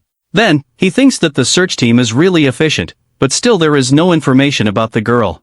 The little fox thinks that this woman is truly cruel and extremely foolish for thinking of messing with her master. Lin Mo knows that if the venerable demon wants to absorb the young power of a young man, he will end up forming a well-structured formation, mainly stemming from evil. Quickly, our young man crouches down and starts rummaging through a box. The little white fox wonders what her master is looking for until she sees him with a sparkle in his gestures, becoming even more confused upon realizing that what he picked up are just some seemingly normal wooden boards. Soon, our hero lets out a tired sigh, thus gathering all his energy at once into the two boards. They soon begin to disassemble and reform into a shape convenient for him. This being a kind of manual compass that can be used, made only of wood. The little fox is surprised that he made such an ancient Eastern compass in such a short time. Our boy thinks that with the venerable demon's ability, it will be impossible for the Phoenix group to find her. That is, unless they use this compass to locate the evil energy. Our young man begins to merge the two at once, this being a form of location like a radar. A huge explosion occurs and causes a surprise scream from the little fox. That light artifact from before has now become heavier in relation to the energy due to merging with a low-level stone. The fox is stunned by this unbelievable sight. Quickly, the spoon that serves as a needle to point the direction starts to move. Thus, the little servant of our hero realizes that his master is indeed powerful for making such a simple board work so well as a radar. Our protagonist then asks the little fox to hold it, which the little spirit confirms. He then questions his master what this compass does that is so special. Quickly, our protagonist explains that it serves to search for places where there is the highest concentration of Yin energy in the city. Suddenly, something catches the attention of our young man, leaving him completely startled. He tells the little fox to hide, which she obeys with extreme precision. The boy observes the window calmly and in silence, until the blonde, with a funny expression, appears and leaves him slightly confused. She makes an excited and strange expression, thus making him feel completely uncomfortable. With the phone in hand, the young man promptly thinks of calling the police, to which she tells him to open the window and not do anything indecent. She apologizes for what she did, saying it was something necessary. Our protagonist promptly asks what she is doing in a place like that, to which the girl tells him not to say nonsense and asks where the boy got hurt. Our hero promptly thinks that Yutong is suspecting him, but by huge luck he hasn't healed, so the wounds and scars are still on his body. He ends up showing his wound on his arm and also reveals there is another on his leg. Quickly, the girl lifts her pant leg in an indecent manner, revealing her slight wound. Completely dumbfounded and embarrassed, he asks what she is doing, but Yutong assumes she will just clean the wounds. Otherwise, she will be responsible for the scars that will remain if she doesn't do this. She thinks that this guy, who was once fat, really has the most beautiful legs she has ever seen. Your fox ends up shouting and thought that her master gave her an arm and she went straight for his legs, so the girl is completely taking advantage of him. Our protagonist lowers his pants and says he never imagined someone like Yutong would come for such a trivial reason, but the girl reveals she has a question, which is about him being one of the last to see Yahello, and therefore she asks about what he was told. Our boy reveals he doesn't remember anything that happened after seeing her. The girl then crosses to the other side of the window and says that all of this was useless and therefore she will leave, but our boy wonders why she doesn't just go out the door. Soon after, Lin Mo, being completely cautious, ends up asking her to wait. He finishes by informing her that he can act as bait to help her, if she wants. Quickly, the girl ends up with her face red from embarrassment for having seen something apparently indecent. This being the completely defined chest of our boy that is on display due to his t-shirt. She ends up jumping from the balcony and says she will accept this offer, but our protagonist realizes she agreed a bit too quickly. The next day, the sun rises at school. Our protagonist promptly arrives in his classroom with extreme flamboyance. The girls approach him completely worried, as they heard that Yahello is an abuser, and therefore they are concerned about what she might have done to him. Our protagonist, being completely cold, reveals he is fine and wishes for the two of them to get out of his way. Suddenly, a girl arrives and tells everyone to go see, as a very handsome guy has just been transferred to their class. All the girls quickly move, heading towards the location to learn more about this new person. The girls near the new boy with green hair ask for his name. Quickly, he introduces himself as Shinletian, and since they know each other and are in the same class, they can call him Lile. Suddenly, some blonde hair catches his attention unexpectedly.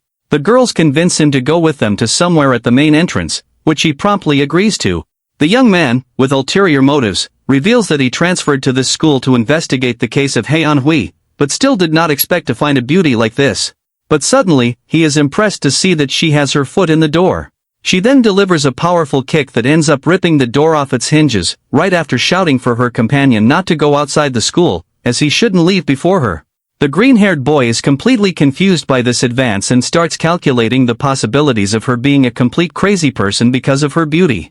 After school, the sun begins to set at the school. Our protagonist leaves the place still maintaining his flamboyance, as always. The blonde was waiting for him outside and tells Lin Mo to follow her. Both start walking down the school corridor, which becomes completely silent. We can see that he was taken to the infirmary so they could be alone together. He ends up saying that he has already healed, and if she touches his leg again, then he will have to retaliate and immobilize her until the police arrive. But the girl reveals she doesn't care about that, and then asks our hero to look at a document. She ends up revealing that she has a police relative, and he found a diary on how to take care of our protagonist at Haeunhui's house, which is a clear lie. Even though the boy has read this before, he is still surprised to see certain details of somewhat questionable fetishes on the pages. The girl, blushing, says that her plan seems to have a certain detail about observing men and taking them to her house, and apparently Lin Mo was one of those men. But the protagonist reveals he never thought she would be a pervert and should have discovered this earlier, as he could have prepared in case something like that happened. The blonde then says they searched for her all over the country but still found not a single trace of her, not even in her favorite places. Our protagonist then takes off his glasses and reveals that he remembers Haeunhui always liked scary places since she was a child. So, probably she must have hidden in one of those places. As for why no one found her, it's because she must have used some kind of makeup. He says all this while maintaining an extremely cool pose, to which the girl reveals that our hero doesn't need to be a school detective. Yutong realizes that all of this makes sense, as she must have used some kind of disguise to hide. She notices that Haeunhui really likes dark places and, therefore, must have taken many young boys to practice her evil arts with the bodies of those defenseless kids. The girl then says that this is all she has to talk about for today and, therefore, our hero needs to leave at this very moment. He ends up giving a devilish smile at all of this. Soon we can see his house, where he appears completely defenseless. He has already given her the clues and next time, Zhao Yutong will go to the dark net to buy a magical weapon to help find the Yin energy. The boy then calls for his little apprentice, who quickly appears.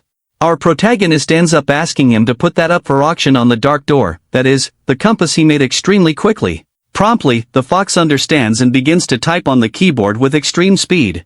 He decides to set the starting price at 10,000 in cash and then publishes it. Next, he reveals to his master that he has already put it up for auction and it's just a matter of time to see the results. Chen Xiuxiu notices that the price is rising abnormally, as if it were an item extremely coveted by everyone. Quickly, the 10,000 in cash turns into 5 million in a surreal speed. At the same time, we can see Zhao Yutong's house, our blonde. She notices that the price has already reached 5 million in the blink of an eye and is still rising non-stop. With a sly smile on her face, she reveals that these people really like to flaunt money and then says that they have no money compared to her. Our protagonist, through his observation role, sees that Zhao Yutong is indeed bidding with extreme eagerness. What appears most is that she will manage to get the item and thus, will be able to track down our dear protagonist's ex quickly. The price reaches the incredible mark of 10 million. The little fox realizes that it has achieved a surreal result in just a few seconds and wonders how many married women have that much money. Soon after, we see a day later, where the blonde is gathered with several other women and an old woman with a cane. She reveals that the place with the highest concentration of yin is exactly there. The old woman thinks aloud that this is a great treasure pointing hundreds of miles away and reveals the strongest yin energy and therefore must be very rare. Our girl realizes that she is a specially invited expert by the group to help on this mission and that it is not easy to receive compliments from this woman. Pulling her cane, the old lady reveals a weapon and then says that she will explore the path ahead and they should wait there. When the elderly woman approaches, a huge green and demonic hand suddenly appears in front of her. A gigantic explosion occurs resulting from a special attack that the woman used at the right moment before being hit. Our protagonist, watching everything with his paper doll, can only feel tense about this situation. He recalls that there was no way to break the formation and that this could be some modern weapon she pulled from the ring. He realizes it is something unprecedented in this world and then assumes it is something incredible he never imagined. Suddenly, his wall breaks due to an extremely muscular woman who just arrived while carrying our boy's cousin. Our young man is surprised by this as he sees that the girl is emanating a strange green and evil aura. The little fox calls for her master and says that this woman also ended up breaking the protagonist's cousin. Lin Mo says he knows this well and therefore asks the little fox not to move, as he has already thought about it and that there are things that cannot be done. Apparently, Yahello has hypnotized them to want to kidnap him. But since the Phoenix group is still fighting, it is unlikely that his ex will make an effort to come personally there. As the fist comes toward him, he keeps in mind that there might be a deeper meaning to all of this. This being the possibility of a trap set by Yanhui to capture the Phoenix while kidnapping him. All he has to do is simply wait for Yanhui to regret it, and fortunately, he managed to use his aura to protect his body and stay awake. The woman ends up taking both cousins to a white van that is outside, waiting for them suspiciously. She abruptly and violently throws the two, who have bags over their heads, into the car. Quickly, she leaves the location and drives through the streets without a care in the world. Soon, the one who was driving arrives at an abandoned factory where the protagonist's ex is likely hiding. The woman then removes the bag from our hero's head. In a sadistic manner, she is impressed that it is him who is there, clearly being a facade. She asks if he is surprised to see her again in this place. With a devilish smile, Lin Mo admits that he is indeed surprised by all of this, thus insulting her. She becomes extremely stressed due to the arrogant tone that is latent in our boy's sentences. Throwing the boy against the wall, she can only assume that he has a big mouth and is bold to speak to her that way. Lin Mo advises her not to get close to him. Unbuttoning her shirt, she says that he is still pretending to be arrogant and wonders if it was Zhao Yutong or Hanseni who took his virginity. Her demon informs her that the blonde has broken the formation and is quickly coming to this place, so it's better for Yahello to hurry up and get the job done. With a devilish smile, along with a wicked expression, she says it's true, since the Emperor is waiting for his next special move. She assumes that the protagonist should stay there and wait, as she will return after testing the Emperor. Our boy becomes tense at the possibility of the demonic sword or the venerable demon communicating internally with the girl in a dark cell where water can drip. We see some time later, where the protagonist's cousin is sleeping soundly, even in a situation like this, until he wakes up desperately and begs not to be killed or abused. Looking around, he asks to be spared from this cruel fate and above all, wonders where he is. In another place, we can see the crater made by the old woman who broke the formation. They all gather to see this enormous location. The blonde realizes that Yahello was indeed clever enough to use this formation to turn this place into one with an extreme amount of ease. Now they must head in the next direction that the compass is pointing to in order to arrive in time, as the people in the area may be dead. A green demon appears and, laughing, asks where the women think they are going. Suddenly, a huge explosion occurs, throwing everyone back. Laughing wickedly, this flame demon claims that everyone there will die without further demands. We can then see the forest where the demon was summoned. A deer that was calmly eating the grass in that lively place suddenly notices something. This action briefly startles it. It is a gigantic explosion of green energy that breaks the ground. Smoke begins to spread along with that colossal and extremely frightening aura. The demon, summoning several blades, asserts that none of them will escape his wrath. His attacks are directed at the blonde, while he shouts for her to go to hell at once, amidst laughter. When these attacks were close, the old woman protected the girl before she could be hit. The elder claims she will handle the demon while the others escort Miss Zhao away, as her importance is too high to let her die at the hands of the ghost. The hot-headed spirit asks if she really plans to defeat him alone. Reaffirming that no one will leave there alive, he forms several seals with his many arms. He shouts, threatening to bury everyone there that very day, and thus forms a formation. Now in the form of a seal, it falls towards the location where the group is. The old woman quickly realizes that this is the formation of the Soul Devourer. She then shouts for everyone to use their auras to protect their bodies. One of the women doesn't have enough time and, therefore, begins to feel her body burning and agonizes. Her screams are heard as her life drains away along with her skin and flesh. The blonde is shocked and frightened by the wicked scene that just unfolded before her. Thus, she takes out a special bow from her storage ring, along with an arrow made entirely of energy. Drawing the weapon string, she can only say that this is a unique case and, therefore, she will need to use ranged attacks. She informs that she will focus on attacking the ghost's face to manage to escape from there. Her aura arrow begins to magically alter its trajectory, thus hitting the demonic face with enormous mastery along with a great explosion. Even so, that demon informs that this is nothing compared to its immense power. The old woman says that her vital and magical energy is greatly weakened due to the formation and, therefore, it will not be able to cause any damage to it. Soon, the spirit begins to inflate its mouth with something, this being a thick and completely dense smoke. Jiao Yutang realizes that the spirit is causing the corpses to resurrect. Thus, her former companion began to move in a zombified and strange manner. But, with extreme agility, the corpse was able to lunge at her all at once. With quick thinking, the blonde pulls something from her storage ring, this being a sword used to cut the zombified woman in half. The old woman then assumes she will control the poison gas and, therefore, the girl must take care of the blood puppets as soon as she can, thus revealing that there is no salvation for any of her companions. But, in the blonde's vision, she can see the remorse and part of the face of those she once called friends. Still, with a quick slash of her sword, she was able to finish off the monster. But, with the other adversary there, she decides to perform a maneuver in the air to finish it off. But, unexpectedly, Jiao Yutang heard the dead body calling her name. Thus, hesitating to attack her former friend who seemed to have regained consciousness. But, it was all in her head, as the monster still attacked her and tore a part of her abdomen with a single strike. Our blonde could only cough blood and regain consciousness due to this damage. And thus, she gripped her weapon with more eagerness and veracity, soon after, making an X-shaped cut to finish the fight. Still, her injury is very severe. With blood dripping from her mouth and abdomen, she can only fall to the ground. Her weapon disintegrates in the wind along with the rain as she chokes on her own blood. She admits it was unexpected and wonders if this was really about blood puppets.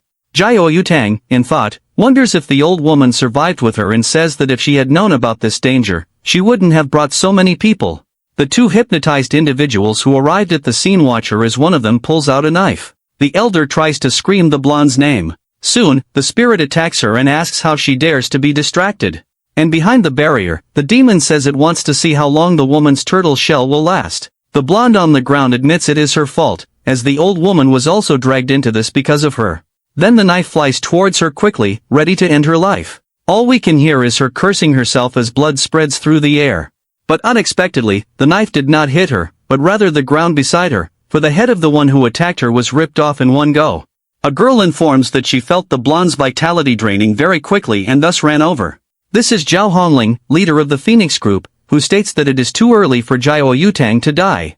She recognizes her while the man beside her stares at the girl, apparently younger.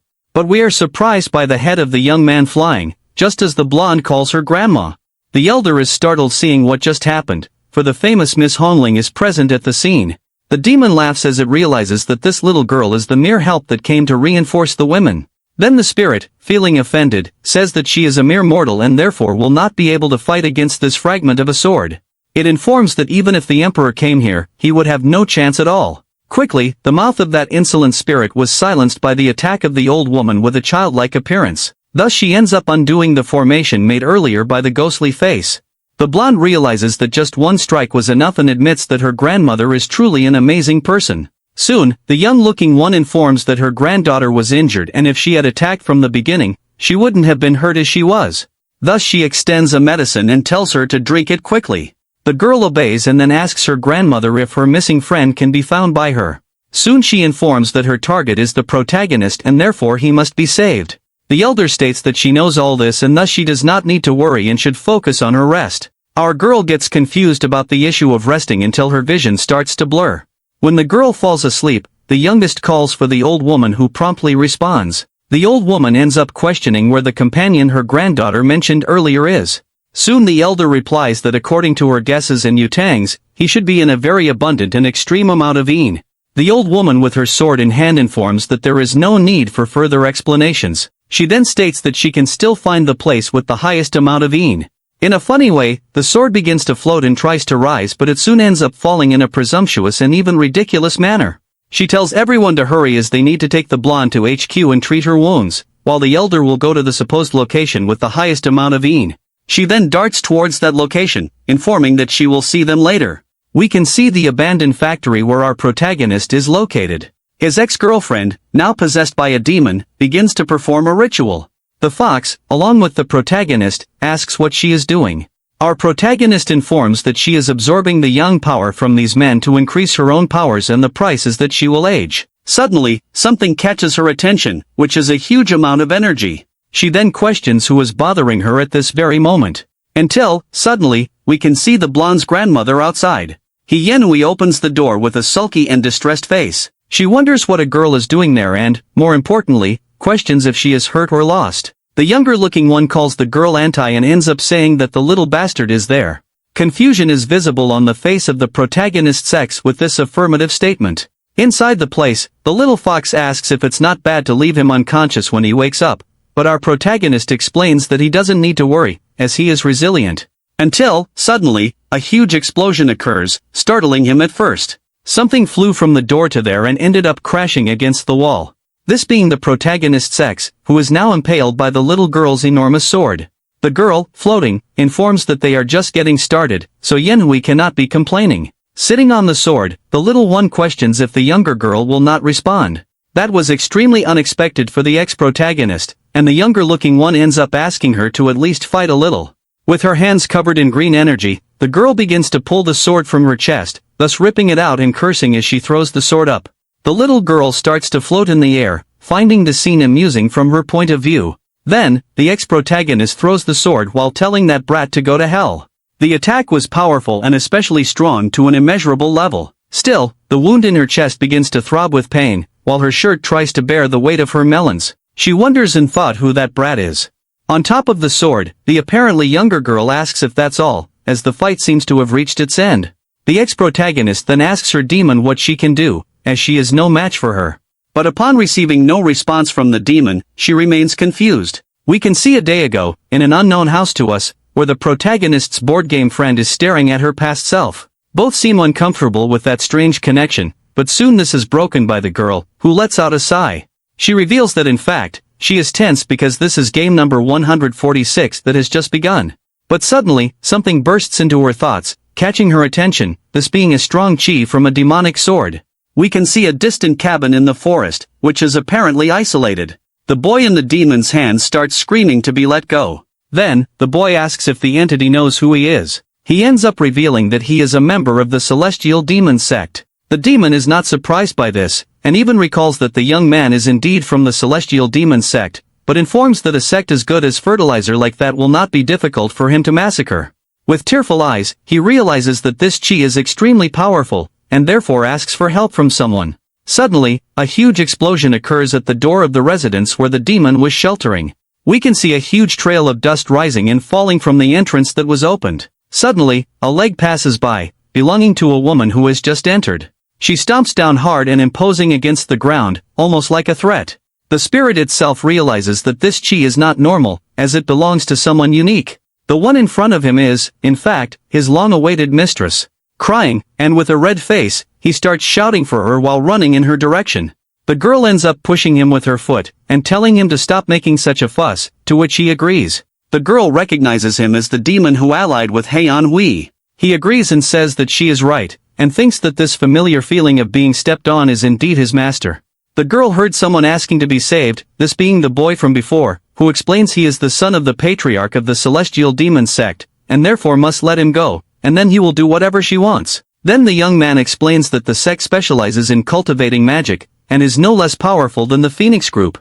The girl seems surprised by such a statement, and then approaches.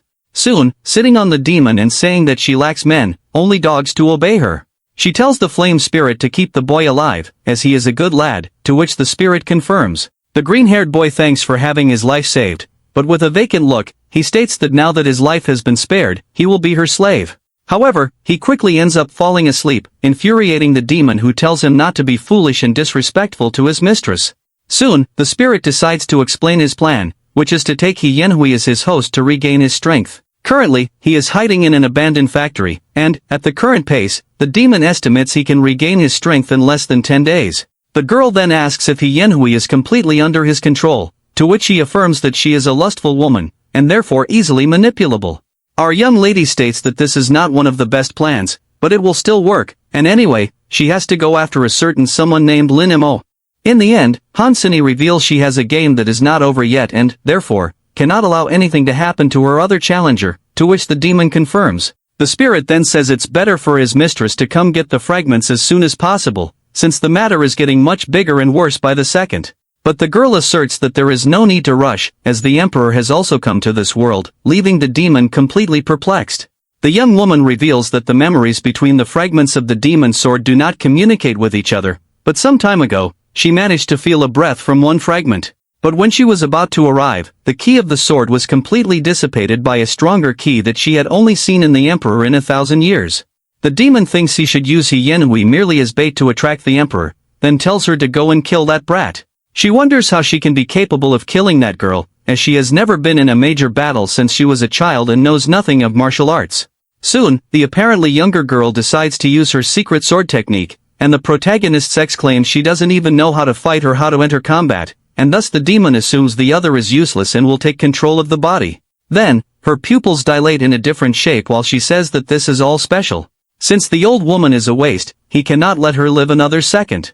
Amidst macabre laughter, the spirit begins to advance with the girl's body towards the apparently younger one, until suddenly a sword flies into his back while he maintains a bizarre smile. Quickly, the spirit manages to deflect the sword with a sidekick, thus laughing and taking that weapon is his to use as he pleases. Throwing the blade, he asks if Grandma likes to play with flying swords. Soon after, he ends up launching the second sword while saying he will return it to her since she enjoys such silly games. The little lady manages to protect herself using a purple spiritual barrier, deflecting the attacks in another direction. The demon ends up invoking an artifact and says he will give her a second little gift, being this a gigantic viper advancing towards the little grandma all at once. The girl seems impressed that it is a long-lost secret technique, but unfortunately the power is much less than what is written in the book. Then the snake prepares a deadly attack, but the girl says that since Yanhui is angry, it will soon be much easier to get rid of her. With the sword in hand, she says that if she weren't always crying, then she would be ashamed to kill her in one go. Due to her immense weakness, the snake ends up biting and receiving a direct cut to its mouth. It ends up being split by the gigantic blow from the girl who threw her head up. Suddenly, that enormous energy that was launched from the serpent's mouth flew towards the skies. Its form began to dissolve because its technique had been completely defeated. In the sky of the place, we can see someone observing the whole scene, this being the board game companion of our protagonist who watches all of that in her demonic form. We can see the face of the protagonist's sex deforming as the spirit leaves her body and mind. The purple energy completely leaving her body ends up gathering in a single point, thus forming a fragment of the previously lost sword of the demonic girl. Soon, the old woman, apparently younger, says that she finally decided to abandon her host to stop being useless. She had never thought it would be a sword, much less a simple, broken sword, and for that reason, she feels somewhat disappointed, until a fear takes over, and this is due to the sword feeling offended by being called broken. Soon, the protagonist's companion says that she is very shameless for hitting a dog when the owner is not around, and therefore, she should be more careful. The girl, completely sweaty from tension, recognizes this chi as that of a high-level underworld demon. Then, her breath starts to falter and catch in her throat as she feels such pressure. Turning her face slowly, she observes this frightening scene. Her breath cannot return, and she feels suffocated by this tide of power difference. Staring at the girl above her, the grandma can only tremble as she sees the terrifying scene. The horned girl says that she is really shameless for staring at her so boldly. Suddenly, with her high speed, the demoness disappears from above the old woman. With the sword in hand, she ends up saying that she is not surprised it was so hard to find, since her chi was being suppressed by the apparently older girl. She tries to use her purple energy to avoid the attack and defeat the demonic girl. Thus, using the 8th level Taoist sealing technique, causing pink ribbons to begin covering the girl's face and body. But among those ribbons, it was possible to see a clear look of threat from someone who was extremely superior to that technique. When the spell was completing, the ribbons began to change to a deep orange hue. Thus, the nails anchored to the ground, finishing the invocation of her sealing technique. The grandma ends up using the power of this body that belongs to her to borrow the 10,000 talismans from the 8 directions, soon suppressing the evil of the 10,000 talismans to also seal the demon. Even so, a pink energy began to emanate from that enormous ceiling. Still tense, she uses 4 celestial flames to enhance the effectiveness of the spell, thus invoking the red lotus seal from the sky of evil to assist in all of this. Then, completely enclosing the girl and sealing her, she begins to recite a greater vow, where she will use the law of equality to make all demons tremble and hide. Thus, she decides to combine the techniques to perform her final spell. The Buddha made of energy closes its hands in prayer as its tears fall. Suddenly a crack suddenly appears. Thus, the enormous statue that has just emerged begins to break deeply due to the power of the one who was sealed. This was not the result she expected. It simply should not be possible. A strong red light begins to radiate from the figure. She heard that Hongling is the strongest fighter and that no one can surpass her, but she is not impressed with the strength of the one said to be the strongest. It's time to end this brat's fun. Even apprehensive, she says that things are still not over. Already by her side, the strange woman is next to her, curious to know what has not ended yet. At that moment, the girl realized she was in serious trouble as her belly had been sliced without her noticing. The demon woman says that when she says it's over, it really is over. Then she continues on her path, while the poor economically disadvantaged redhead falls to the ground. She laments to her master because the body she has now is very weak, and even with total control over it, she would be unable to use a fraction of her strength. Sweating cold due to bleeding, the modestly tall girl struggles to reach something. She needs to retrieve her blade to try to do something.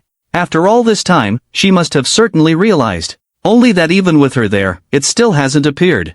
The well-endowed friend looks back, seeing the blade approaching her, but this does not impress her. She's simply prepared to deflect it with her own weapon. That metal seemed like butter compared to the blade she possessed. What she really wanted was to use Yutong to know what this one intended to do, but it's a pity that she is useless. Not to mention that she can't even serve as a test. This makes her sigh a bit frustrated with the ease of her challenge. In the silence, she shouts loudly for the immortal emperor. Surely he had seen enough and could appear and come out from where he was hiding. Provoking him, she said he must be like the men of this world and has become a great coward. The strongest man is mediocre, unable to rule the world with such little power. For if that's the case, it's simply disgusting, starting with that citizen of modest height. She shouts once more so that all those hiding can hear. If she is not stopped now, she will take everyone with one-way first-class tickets to find out if there is life after death. If they want to do something, they better hurry because she will count to 3. One of the girls covers her mouth to say nothing. The boy is inside the cage, doing nothing. The demonic girl begins her countdown. A drip falls on his head. He appears oblivious to the situation until suddenly he decides to pay attention to life. 2 seconds of the countdown had already passed, then a desperate voice screams, begging not to be sent to the world of longing. Lying on the ground, the little one is agonizing. The one with silver hair continues to hold her mouth. Meanwhile, the demon woman was quite pleased with this manifestation, but since nothing was done, the countdown ends and a great pillar of energy rises, reaching the sky. That place had become the epicenter of a powerful manifestation of energy. Before it, a powerful whirlwind had formed. Its light is so strong that one must cover their eyes to avoid being blinded. Finally, the one she had been waiting for had appeared in the place. This made her happy, as she was sure the immortal emperor had not died and was alive. Far from there, someone wonders what had happened to the sky. Looking at the camera, he says that a pillar of light formed at the abandoned factory. Even though it was a cold day, it is very warm around the light, enough to drive away the rain. Anxious about what is happening, he took the phone from the hands of the one recording. He showed that the light had pushed away the lights in the sky. It could be the lightning coming from a satellite. Then, he saw something coming out of the clouds. Someone was watching that live stream. She was upset because the transmission signal dropped as soon as the lightning appeared. Inside the house, someone asked if she has done her homework, as she spends all day in front of her phone, and she says she has done the assignments. Homshi, where the lightning appeared, is far from there, and it is where Lin Imo currently lives. First searching for Yenui, and now this pillar of light. The day has been long and not calm. As soon as she opened the door, the emperor appeared, pushing the demon woman by the head. Even after they left, the wind continued to blow through the place. Finally, the air comes, and the window is destroyed. The girl has no idea what just happened there. They simply crossed the entire building. The demoness says that without the sacred sword, he is like an old man without Tatlafil, completely useless. Delivering a blow, she says that now he is just a punching bag. The force of the impact sends him crashing to the ground, destroying the nearby structures. Not satisfied, she began to condense aura between her hands. She was preparing a massive attack. To prepare it, she is chanting an incantation.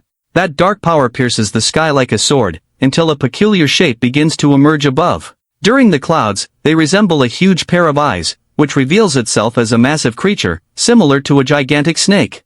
Opening its massive jaw, it releases a beam of energy towards the immortal emperor. Above, she is incredulous that he was unable to dodge this attack, but soon she realizes that things did not go as planned. He is unscathed. The girl did not expect him to have such a strong protective seal. It's not fair. He knew that demon kings are cruel, but it seems their descendants are even more so, not caring for innocent lives. Seeing her, he realizes that the apple doesn't fall far from the tree, and that the son is identical to the father. This made her furious, as someone like him has no right to meddle in her family's affairs. The serpent launches a massive attack towards the city. She doesn't care about the civilians, and says they can live as long as the emperor dies. The serpent closes its mouth, gathering more energy. This time, it strikes the ground with a continuous beam, launching it straight through the city. Wherever the beam passed, the destruction is total, and the flames burn relentlessly. From above, the Demon King contemplates what she has done. She is pleased, as his defense has now cracked, and she waits to see what the emperor is capable of. Two of his fingers begin to accumulate energy. He moves them delicately, to her surprise. This movement is not strange, and she recognizes it. It is a sword technique. As soon as she realizes the serpent has already been hit, then, looking at the creature, she notices that the damage has been severe. Finally, after some time, the emperor has a sword in hand. Now it is with him. That is a good embryo, and it was certainly worth the wait. In light of this, she realizes he had placed a sticker on the sword when she wasn't looking, in addition to making her reveal her weakness. But his plan would only work if he could use the trash in his hands. Making a circle with the sword, he prepares a technique, until he brings down his sword, executing a cut. It is a secret technique, the refinement of divine fire. This pleased her, as he always has something new to show. An intense clash between the two energies occurs. The two begin to collide with extreme speed through the sky, until, reacting quickly, the Demon King catches him off guard. After several attacks, she manages to execute a cut on him. Even so, he smiles, as he has finally arrived. Just didn't expect it to be slower than the sword. Then the figure representing him disappears, and rays of light emanate from him. Seeing that the figure was burned, she realizes it was a clone, but doesn't know what that was that passed through him. But then, a small paper doll appears before her, completely pierced. Meanwhile, two fighter jets approach, unleashing bursts of fire. She thinks this was also part of the Emperor's plans, but modern weapons have no aura, they are just projectiles with speed. Not impressed by this, she executes a movement with her sword, jokingly saying they are brave. Even so, one of the jets manages to evade the aura attack, launching a missile towards its target. But for her, that attack is too slow. However, the missile was able to correct its course. This, the Demon King did not expect. Being engulfed in a massive explosion, the target had been defined, and the jets continue to fire their weapons. A large barrage of missiles explodes upon contact. Everything is going according to his plan, but modern weapons won't be able to hold her for much longer than a minute. Without his sword, he is no challenge for her, so he needs something as powerful as his sacred sword. The forge had already been completed during the battle, now only one last, crucial step remains. He has no size, as he will now begin the cooling process. With little fuel available, they prepare to return to base, until an eruption occurs on the city ground. A huge misshapen hand grows towards the sky. It grabs one of the jets. On the radio, he warns the others to get away from there as soon as possible. The other jet tries to distance itself from that hand, but it is struck by her, who used its companion as a weapon. A creature without eyes appears, roaring furiously. The creature is colossal, and near it, the buildings are like small structures. From above, the Demon King says, this is what happens when they meddle in her fight. Now they all need to die. Someone tells her that this beast is walking spiritual energy, an excellent opportunity to end the Emperor before he executes what he has planned. However, from above, something catches her attention, causing her focus to be captured. A small, sniveling child is crying, searching for his father. While crying, he says he is very scared. While she screams for her father, one of the creature's paws moves toward her. It won't be long before he turns into Pate. The Demon King watches closely. The little boy continues to cry, unaware that he is about to become sandwich filling. This scene made her close her eyes and start to remember something, from when she was also small and looking for her father. With all this destruction, the city is in chaos and all exits are congested. In the middle of the traffic, a call goes unanswered. The young man says his wife never answers him, even when it's important. Unfortunately, they can't get a phone signal. But from the news, they discover that the monster that had appeared in the city center has suddenly disappeared. Inside the car, the young man is worried about the rain that has started, and his daughter says she saw on the news that there was no rain forecast for that day. Beside the bridge, a large cyclone is forming, gathering water in its body. Some curious onlookers get out of their cars to film it, completely dissociated from reality and the risk it may represent. In the midst of it is the Emperor's glowing sword. He is the one manipulating the water, to cool his sword until the energy condenses, releasing a shockwave that creates waves in the water. The force of the wave sweeps the cars off the bridge and surely must have swept away the fools who were filming. After that, what had formed there was a large volume of mist. The girl gets out of the car defying her father's warnings to stay inside. She looks at where the river was and doesn't understand how this is possible. All the water that was down there has disappeared as if it had been drained. Above, the emperor stands before his sword. He brings one of his hands closer to the weapon's hilt. As soon as he touches it, an intense luminous energy is released. The source of light could be seen even within the mist. So great is the energy released that the fog is immediately pushed away from the place. Now the blade he has been preparing is ready to slice the unwary. He looks at the fruit of his effort. That had been a wait too long. In the mist, the Demon King says he has been foolish while reaching out to a child. She says she wasn't there waiting for him. The little snot-nosed boy smiles, for he has found his irresponsible parent. They embrace, and the Demon King tells the adult to get out of there, as the place is not safe. It's not her style to prolong fights, so she intends to end this quickly. Just as they did in her other life. In light of this, the Emperor agrees with her. Positioning his sword above his head, she begins to chant an invocation ritual for the street blocker. Not to be left behind, the Emperor also invokes an entity, but his has Christian colors. She swings her sword, unleashing a dark attack. The Emperor reacts with an attack of Shaonin hero color. The energies collide in the sky, violently. That was what she was waiting for. And since he has a sword now, there's no room for excuses when he loses. Positioning his fingers in front of his face, the Emperor prays. His face bears markings, and the sword he had made disintegrates. Looking at that, the Demon King realizes this is a forbidden sword technique. That's what he did last time, and she should have prepared her demonic sword for this. As in its current state, it is no match. Without the strength to resist the hero's technique, she is struck. A great beam of light continues advancing toward her. In the sky, a mysterious rift begins to appear. Opening slowly, it reveals another dimension. In the face of such power, even the sky is cracking. Completely wounded and without strength, she acknowledges that this is excessive. The Emperor stands before her, watching her closely. Looking at her, he says a winner has already been defined. But someone says that things have only just begun. Very wounded, the Demon King says something about what she is seeing. That was the other half of the magic sword. The sword speaks and says it had hidden very well to gather its pieces, but the woman had many of them with her. Very wounded, she says that not even that fake sword would be able to deal a fatal blow to her. Soon, she will recover from her injuries, and unlike him, she still has a magic sword. Even if it is a mediocre victory, the winner had already been defined. Unexpectedly, the sword pierces her from behind, exiting through the middle of her chest. The evil sword does not take orders from someone whose energy is so weak. Now, both will die in that place. The evil sword wanted to start with the weaker one first, sending her back home in this case. Hell, it advances swiftly, so he strikes violently the place where the Demon King was. But something was wrong there. There were missing entrails, and only concrete remained. In a mocking manner, he said that the Emperor played the hero and saved the damsel in distress, but he is just a bovine. Just out of strength, she asks to be placed on the ground, as she did not consent to this touch. Being saved by the Emperor is worse than being cut by the evil sword, and more hateful than being a bald woman. Looking at her, he asked her not to act deconstructed and to save her energy if she didn't want to die right there. He has a plan, but he needs her help. The sword had transformed into a huge monster, and as a good gossip, she wanted to know what they were whispering about. This made her furious, as she also wanted to listen, since she loves a good gossip. With her eyes closed, the Emperor prepares another spell. It is the Prison of Light, and several beams of energy appear descending from the sky. They strike the monster's sword, pinning it to the ground. This left her surprised, as now, besides being unable to move, she wouldn't find out what they were gossiping about in front of her.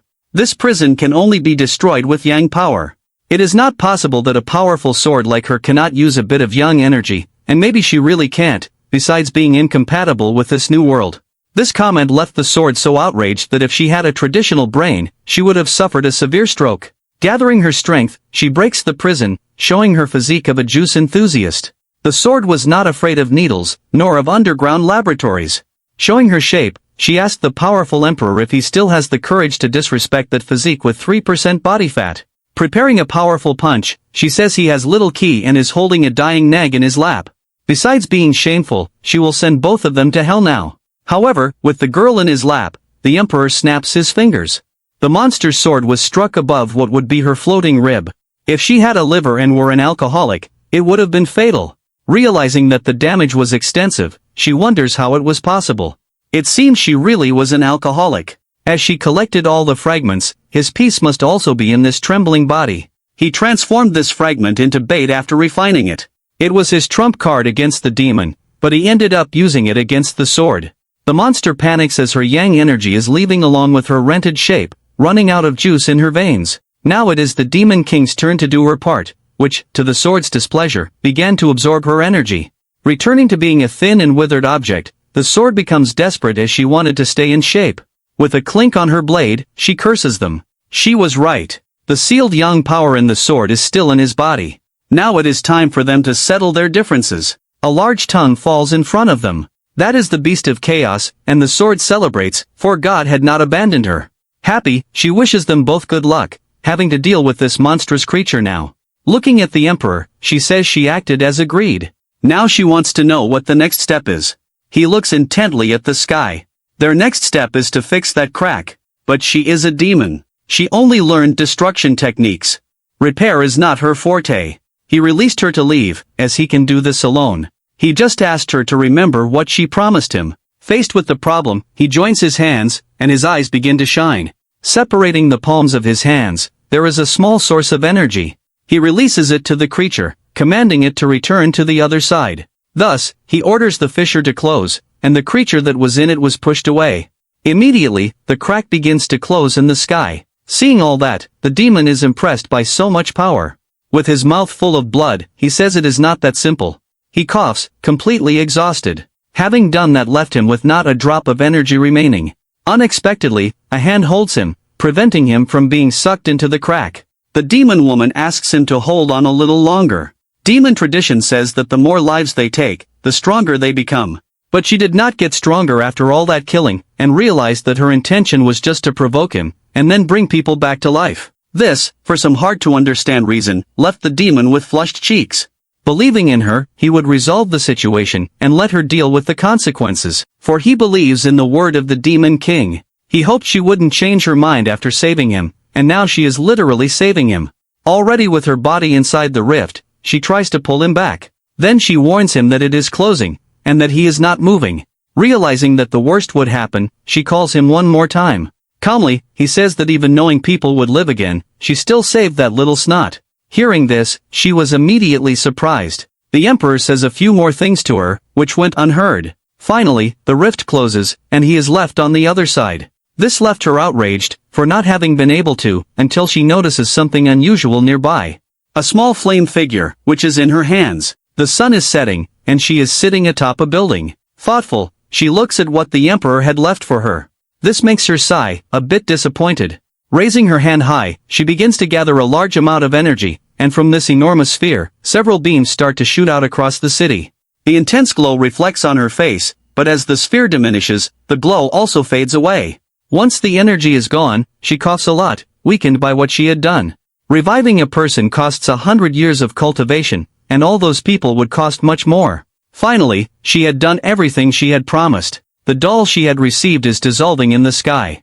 Meanwhile, she remembers the immortal emperor, especially when she was dying in his arms. For she had blushed at what she had heard from him. For some reason, her mind can't shake that gray-haired figure. All that crosses her thoughts is the image of his face. Now, she remembers him with a special fondness. The woman is lying in her bed, sleeping like a rock. In her mind, thoughts pass that the woman with red eyes is a demon, and that they shouldn't mess with her. A demon extends a sword to her to kill the immortal spy who had already killed many of her kind, but she is just a child. The adult urges her to get the job done quickly. Her hands are hesitant before the task. With patience running thin, the adult pushes her. Thus the blade penetrates the prisoner's belly. That had been too intense, for she was just a child. This kindness is a weakness that would one day turn against her, says the adult. Gradually the dream begins to change. It is she who should think better about this. Now her eyes encounter something else. The immortal emperor is being sucked into the rift. She just wants him to shut up and try to be saved. But he comments on what she did to the lost child.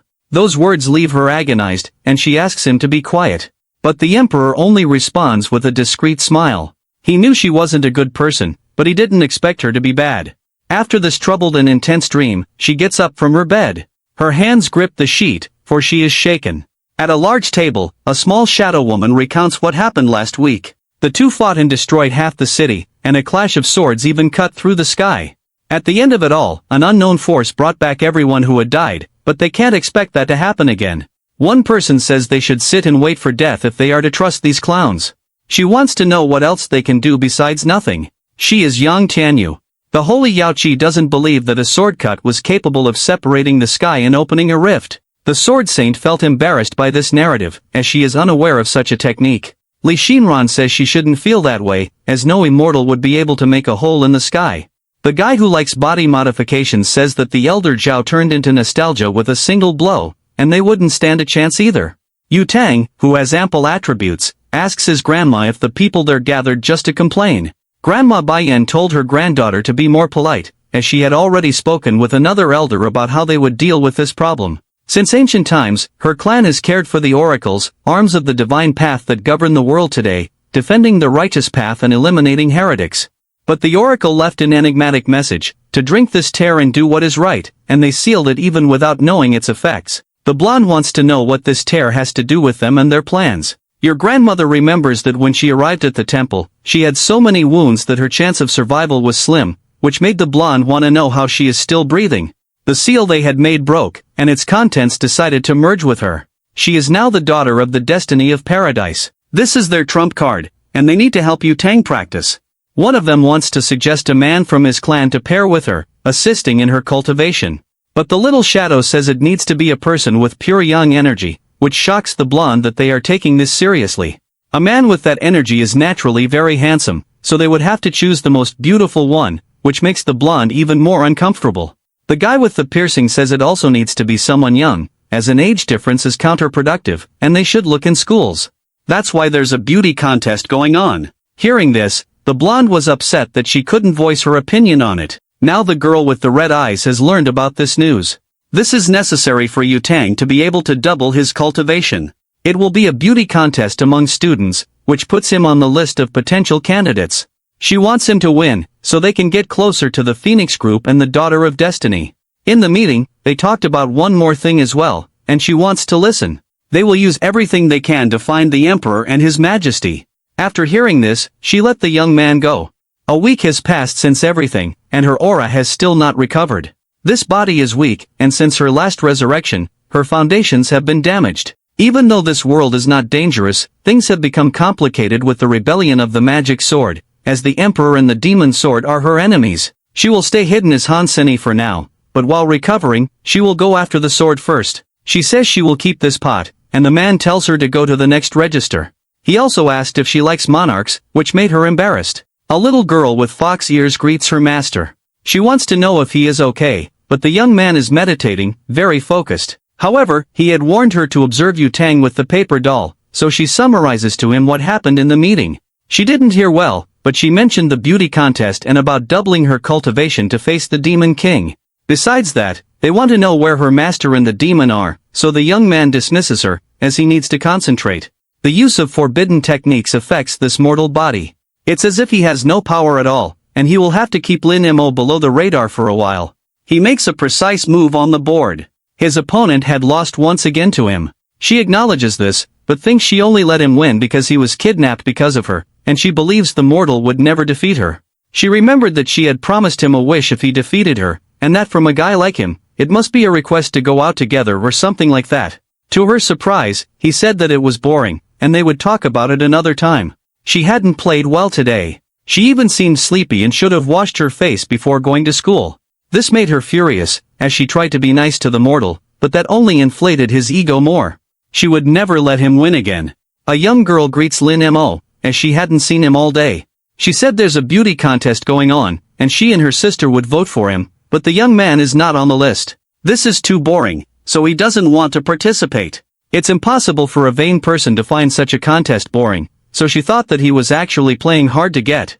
Therefore, she would be the one to sign him up for the contest. It seems that holding such a contest in schools was too easy. So far, the first place is held by a smelly nerd with a visual impairment. She refuses to marry that clown, until she came across Lin Mo among them. In front of her cell phone, the girl calls her friends to see this. It's a video of Shun playing guitar. The young man's charisma made them feel a little moist in the mouth, of course. But she says they are animals who are devouring Lin Mo with their eyes. Wisely one of them says that the same one who criticizes had liked and saved that video. Not to mention that she even downloaded it to watch later, alone, in the dark. Which is very suspicious. Trying to defend herself, she says they are classmates, and that it's just sympathy on her part. It's easy to set the cabaret on fire. The colleague says she knows the girl desperately wants to sleep with Lin Mo in the same bed. She responds by shouting that she would love to do that. Because he is handsome, fit, and well endowed. And if she's being honest, it shouldn't be a problem. Far away, two envious ones call her superficial. But in reality, they wanted to be the targets of that attention. He swore he would win the contest, and spends 8 hours a day taking care of his photos. Lin Mo had already surpassed him, and in first place, is a childish comedian who looks like a pet shop animal. He says he will work even harder, but his friend brings him back to reality, saying he doesn't have many chances. Someone says the great Shenlidian is there. The androgynous and effeminate boy with a visual genetic deficit walks through the halls being hit on. Then he says he's done for today. Because now, he wants to talk to Yutong alone. She thinks he probably doesn't even know the true reason for the contest, but she's curious to know what he has to say. In a different voice, he says he hopes to continue being supported by them. But Yutong noticed this change. The boy approaches with some cookies he made for her. But his voice changed when he asked her to try one. But she refuses to eat something that clown made, because he looks like someone who doesn't wash his hands. She leaves calling him disgusting. But she realized that the effect on her voice produced by the divine demon doesn't affect her. Maybe this is because she is the daughter of destiny. Yutong is definitely irritated, as she feels disgusted by the guy with glasses. She knows he is a cultivator who uses this ability to succeed with girls, and she doesn't want to join him. But he is already on her grandmother's list, so she might not be able to tell her who he really is. While sitting at the table, her friend says that Lin Mo has appeared. It's too rare to see him alone. Shin has been attracting all the girls lately, and Yutong had forgotten he is in second place.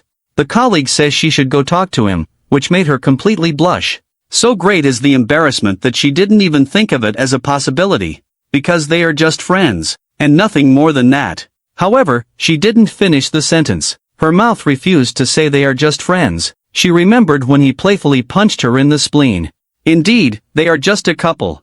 A couple of friends. But that's not what her memories tell her. Soon she remembered his shirt open, revealing a modestly toned chest. Her colleague says she didn't hear her right, and wants to know if they are just classmates. However, saying that with a nosebleed is not very reliable. Given what she felt when thinking about that boy, she hurried out of the cafeteria. Yutong walks down the hallway, completely immersed in her conflicting feelings. Some boys intend to talk to her. Her goal is to take better photos of him, because without that, it will be hard to beat Shin with her vocal skills. She has the best photographers in the city at her disposal, and Lin Mo would certainly not refuse the invitation. But as soon as she offered the proposal to him, he immediately declined. And he even said that if she is so idle, she should look for a part-time job. Not to mention that she is just bothering him. She should go find someone else to do that.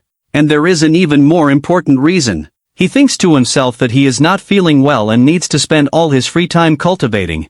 But to her he said he was recently kidnapped and prefers not to trust girls.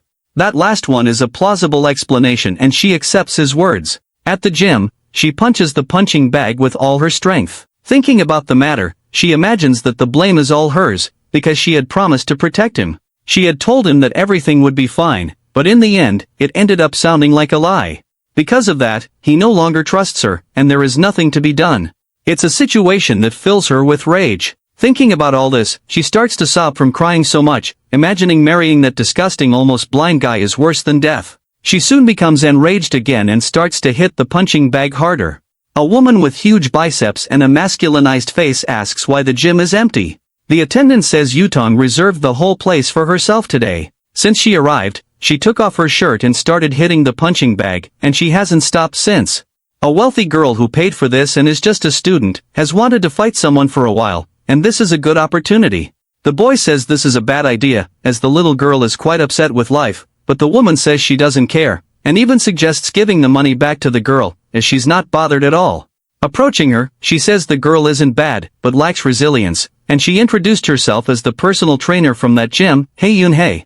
The girl told her to leave, or else she would beat her up. Full of bravado, the Juice friend said that if the little girl didn't keep her promise, she would be a big coward. Outside, bystanders watch as her body flies out of the first floor window. As if that wasn't crazy enough, the blonde jumps out the window, ready to fulfill her promise to beat that citizen up. No one knows why they are fighting, but it looks more like a one-sided beating. Her mask had come off, and the person asks the young cultivator to spare her life. Removing the mask, she wants to know why she is wearing it. She has a scar on her face, and the blonde says that doesn't make any difference. She gets teased anyway. However, there are still pending matters, and she hopes to beat her up as promised, promising that if she touched her again, things would be different, and she would end up with the fishes and a big block of cement on her feet. A police officer finally arrives as there was a report of a crime in progress. Seeing the scarred woman, he recognized her as a habitual pervert with a bounty on her head. She had abused an 80-year-old man. Thus, the blonde went from executioner to heroine in the blink of an eye. In addition to receiving apologies from the bystanders, she received the reward for capturing the fugitive.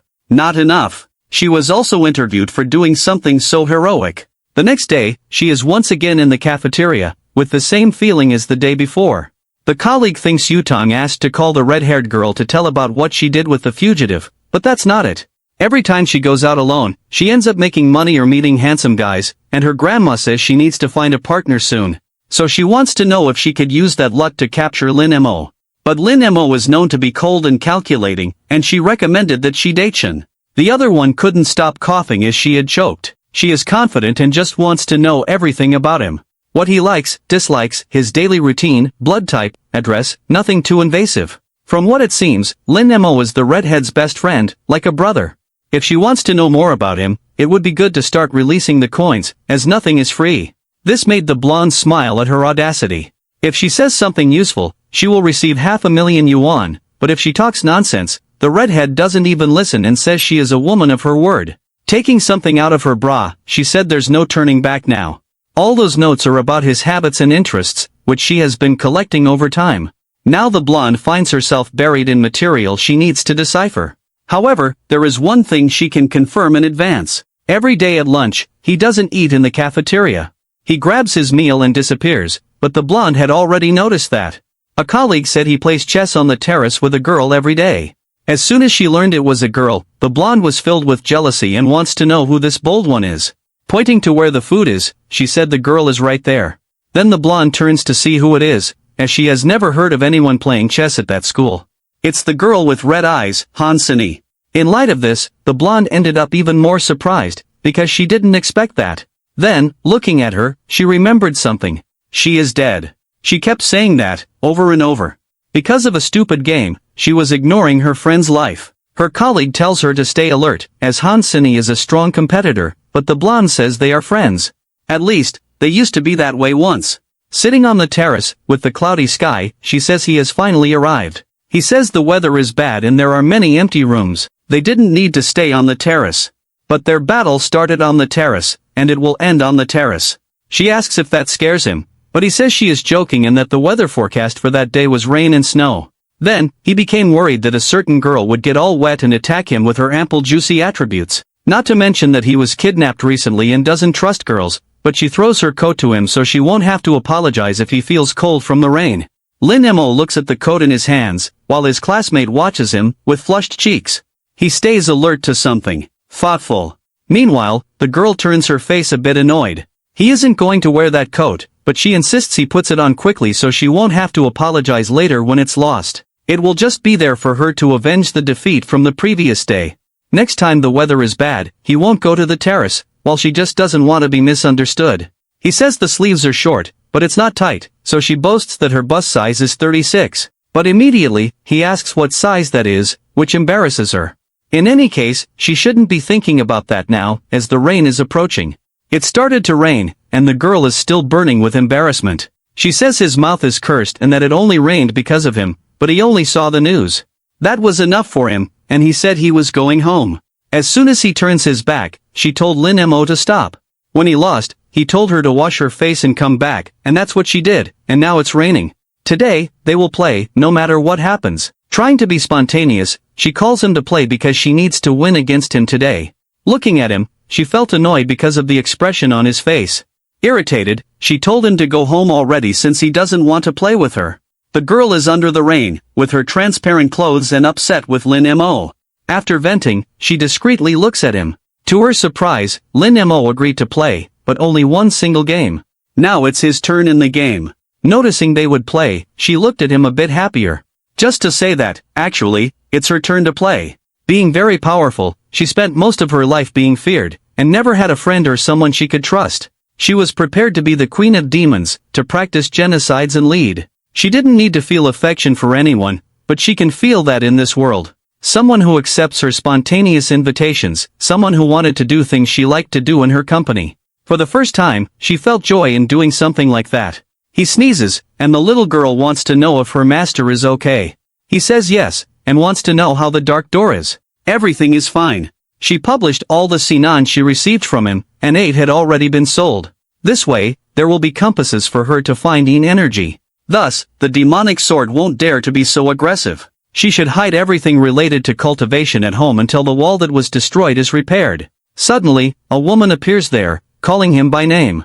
She wants to know what he did with Yutong, as she received several gifts from her, and the girl says she wants to talk to him.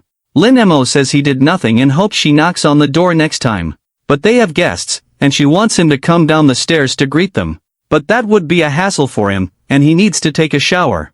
This upset her because Yutong is behind him, and the boy ignores her, but a marriage between them would be excellent for his family. She goes back and asks the blonde to wait because Lin Mo is taking a shower to look nicer. The woman says that she, her husband, and son will need to leave, and that the blonde could stay with Lin Mo, but she just wants to say something to him and leave right after. She calls her husband to go out and says they will only return the next day after lunch, and the blonde says that's not necessary. The poor blonde just wants to apologize, but the more she talks, the more she is misunderstood. She is so nervous that she wants to go to the bathroom to relieve herself. Thus, she started walking around the house, looking for the bathroom. Then she saw a small crack open in a door. Unexpectedly, Lin Mo comes out of there, just in a towel, displaying his chiseled physique with no apparent fat, like a Greek deity. That's how he realized there was someone in front of him. In a towel, and with the piece notably marked, he told her to say what she came to do there.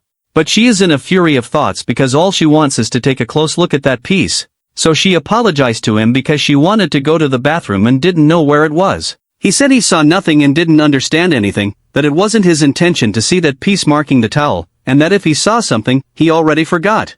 But remembering the luck of the daughter of destiny, he began to think if his lustful thoughts had become reality. She is sure that something very strong and intense is going to happen now, starting with her attributes. Now she doesn't know what she's feeling in her chest. Gathering courage, she tells Lin Mo that it's still too early for them to do this. Unfortunately, she didn't finish the sentence, as she felt something strong in her chest. It was a punch thrown by Lin Mo, engaged in defending his purity from voluptuous women. He mastered the technique of protecting his innocence with mastery, and he doesn't know what she wants. But it's good that she does it for herself. Already in the room, they have a slightly healthier conversation. The blonde wants to apologize to him for being unable to protect him last time. But for him, that's Yanhui's fault, not hers. However, the blonde had bought many gifts for him as an apology and hopes he accepts them. He says it's not necessary, but if she wants to pay for the wall repair, that wouldn't be bad at all. Since it's already late, he needs to rest, and if she's done, she could go home now. Thus she leaves his room, carefully closing the door. Outside, she leans against the wall, frustrated with their interaction. Slowly, she begins to slide down the wall, until she's sitting on the floor. This isn't the feeling she wanted in her heart right now. And she started to remember all the moments she had with Lin Mo up to that point. This made her sadder than she expected. Inside the room, he continues doing his pure boy things that only exist in fictional narratives. Meanwhile, the blonde looks at him through the broken wall. She enters his room once more, calling him. Being perfectly direct, she asked him to be her boyfriend, and she waited a bit anxiously for the answer. She said she would only say that once. She doesn't want to take advantage of him because of the kidnapping trauma, and she knows he hasn't even recovered yet. But she ended up stuttering when she was about to continue. Until she said all at once that she likes taking him out for walks, and likes the smell he leaves on the helmet. These phrases seem to be effective, as he sweated a little. She likes how he defends his purity when he misunderstands her. He is different from the others, and she probably means nothing to him. But she will dedicate herself, and one day she will be good enough for him. All those words exhausted her. It was like she had run a marathon. Lin Mo stood up and started to walk towards her. She doesn't know what to do anymore, nor if this will push him away from her. But she is a determined girl, and doesn't say anything without thinking. Giving up is not something that exists in her vocabulary. Lin Mo is now against the wall, as no man can resist declarations from a beautiful woman. The boy is sweating cold. He swallows hard at the moment, and prepares to speak. He says they've only known each other for 6 months, and even so, she says she already likes him. He would like to know from her if love is something so superficial. But if that's what she wants, she should go after it, because she is capable. The girl celebrates, with great happiness. She said goodbye to him because she's going home now, but she wants him to go with her tomorrow for the photoshoot. Through the window, he watches her as the blonde leaves there celebrating. The small woman asks her master if everything is okay, and if something is bothering him. She wants to know why he simply didn't say no. She is the daughter of destiny, with all the luck in the world. Even though he is strong, he couldn't stop her. Even if he said no, the sky would help her get what she wants. But love is not just a matter of luck. And if luck passes through his heart, which has been alone for 10,000 years, there's also no reason to stop her. That is definitely a point to consider. People in love and simple are as stupid as the others. The next day they tell him to look at the camera. Now he is well dressed and posing for photos. In different clothes, he strikes another pose. This time he is dressed like an athlete. The blonde says these clothes don't capture his essence, and that the school uniform suits him best. It doesn't make sense to him, but the blonde insists on the school uniform. For perverse reasons, she doesn't say out loud. Now he is in more formal clothes. Finally, they reach the result of the voting. Lin Mo won, but they do not know his immediate context, so the boy would need to be tested. One of the people wants to know how they would do that. The redhead is in charge of this. If she is worried, she should show it to them. Immediately she remembers the blonde and the reaction she might have. She scheduled the meeting for the next day, at the hotel, at 6:30 in the evening. But they never even said if they would go or not. But the world is at risk. They need to be extremely careful about this. After this dialogue, he hangs up the call. It was time to finally meet Lin Mo. The employee wants to know how they will handle what she requested. Because she wanted a change of scenery, he brought 20 school-aged girls. He ordered that their feet be tied and their legs broken, and then they be thrown into the sea with a stone tied to their feet. None of these trash compare to what is in Yutong's arms. Besides not looking exceptional in photos, Lin Mo does not seem special. One of them wants to know why Ju has a sword if she said she would come in casual clothes. She never parted with the sword and has had it her whole life. There are people from all sects there. Hongling's granddaughter is either extraordinary or just innocent. Someone warned the gray-haired girl to take it easy on the drink, as that meeting is important. She came to see Hongling. Listening to the blonde's screams all day will be unbearable. They finally arrived, and she waits to see what kind of person this boy is. Immediately she was surprised by what she saw. The blonde arrived with her companion and asked if she was late. It's impossible. It's as if she could see through him. Now everyone is properly seated at the table. He went there to see if any of them have clues about the whereabouts of the venerable demon, and also because the blonde asked. But from what he sees, he cannot count on the help of those women with lustful gazes. The old woman says that staring at the boy like that will give them a bad reputation, and asked Yutong to introduce him to them. She tells everyone that he is her boyfriend, Lin Mo, and he says they are not that. He dismissed the individual introductions, said he would eat, and leave. The gray-haired one said he is really a cutie, and asked Yutong's puppy if he wouldn't like to stop eating to have a private chat with her. She heard he likes tea, and she would like to offer him some of the tea that only she knows how to make. That aroma is from the golden silk tea. The dishes in front of him are mediocre, and he should try the delicacy that was offered to him. The blonde immediately noticed that there was something sneaky going on. Under the girl's nail, a bit of very suspicious powder fell. It could be party powder or something else. Immediately the blonde stands up, asking the naughty girl what she put in the tea. In her defense, the naughty one says that a girl from the Zhao family shouldn't tarnish her innocence for something she didn't do. She didn't put anything in there, and if she did, she would tear her own head off and give it as a gift. But if she didn't do anything, she would have to lend her boyfriend to her for a few days. Hearing this, the blonde was furious, filled with genuine hatred. Approaching her, pressing her attributes against hers, she asked her to repeat those words if she had the courage. She is sure that the tramp did something, but it could just be a provocation. So, she says that Lin Mo shouldn't drink what that woman offered him. The other one says that it's the boy who has to decide what he does or doesn't do. Whispering to her, she says that no one in the immortal world knows what she really is, and she is willing to tell everyone. The gray-haired one tells the girl to be careful, as it is by her mercy that she has lived for so long.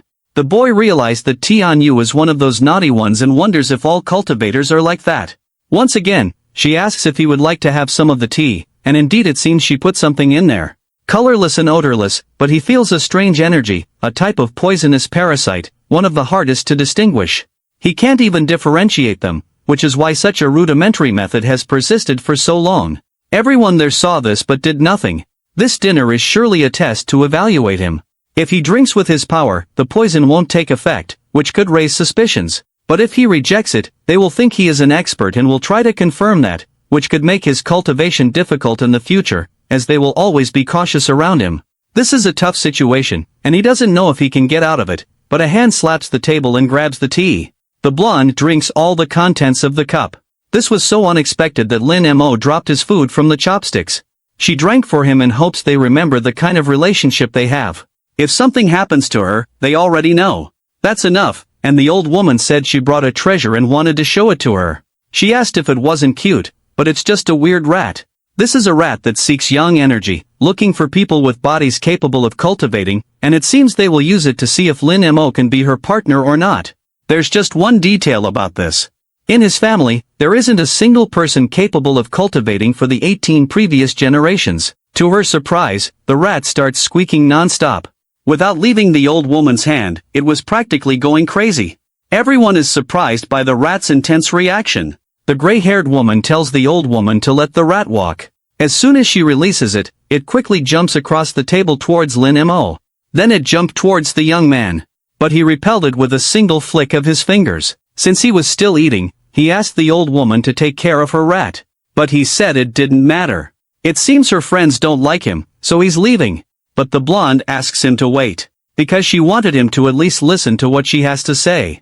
The one with the veil says that the rat is always shy, even if it is a body with pure young energy.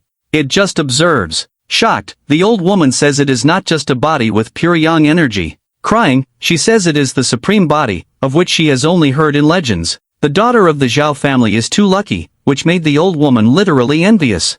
What happened that night must be kept confidential. Anyone who leaks this information would be severely punished. Thinking, the gray-haired woman imagines that Yutong will not resist his body. They leave there on her motorcycle. The young man wants to confirm if there was really something in the tea. And the blonde says that woman wouldn't dare do anything against her. And since she didn't go after her, it means it wasn't anything serious. As she was distracted, her eyes widen at the image in front of her. An unhappy dog passes in front of her motorcycle. To avoid hitting the animal, she makes a risky maneuver, as she preferred to risk her life and her boyfriend's rather than the animals. In light of this, she can only see Lin Mo flying through the air. But she manages to grab his arm. The two end up falling to the ground. The blonde ends up on top of him. And the young man asks if she could get off him. Worried, she wants to know if he got hurt.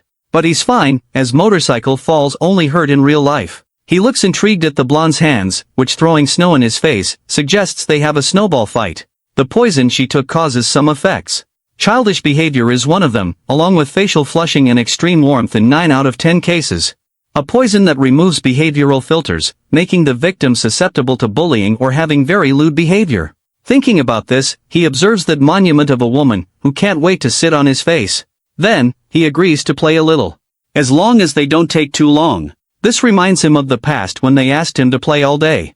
Normal people can take a break, but since he is a cultivator, he shouldn't. She knows that with demons around, she wouldn't do that. In fact, she has been waiting and waiting for him all this time. She is upset. He is still not an immortal emperor, but the elders say he has the potential for it. The girl wants to know how long it will take him to reach that status. Until he achieves immortality, lives in paradise, becomes emperor, and ends the demons. Anxious, she would really like to know how long it will take him. 1,000 years. 10,000 years. If that's the case, it's possible the world will end long before. Moreover, it's possible he will never marry a mortal like her. All she wants now is for him to dedicate half an hour of his day to play with her in the snow. Then, she apologized for putting him in a complicated situation. She asked him to go on and be the hero he wanted to be. Maybe in another life, they could meet again. Who knows? For she will continue to bother him so that he enjoys the snow with her. The monstrous sword says that this generation of cultivators is stupid. He shouldn't have given that place to weak mortals. Since the Demon King doesn't care, he will destroy that place. The girl crawls. The air is so heavy that she can barely breathe. As soon as he gets close to her, the monster's sword strikes her hard, but the emperor had appeared to protect her. Irritated by what he had done in that place, he strikes with his sword. The monster was annoyed because even being a demon sword, they sent a rookie to deal with her. He says that his brothers will arrive soon, and the sword won't be able to escape. But the demon sword wants to know who is faster, him in dying, or his brothers in getting there. The battle continues violently amidst the burning village. A single blow had been devastating. Then he realizes that there is something worse than his wounds. The girl he had protected is now flying through the air. It's too late. The demon sword longs to take his life. But then he notices that something is happening there. His feet are being grabbed, and the monster tells the rookie that he has been deceived. All his attention was focused on that woman, and now he is unable to move. His fatal blow would kill him, but the woman places herself in his way. He is shocked as she dies in front of him. The monster raises his hand, with her body trapped in his claws. Shaking her, he throws the body aside as if it were nothing, and says that now it's the rookie's turn. However, he cannot complete his execution.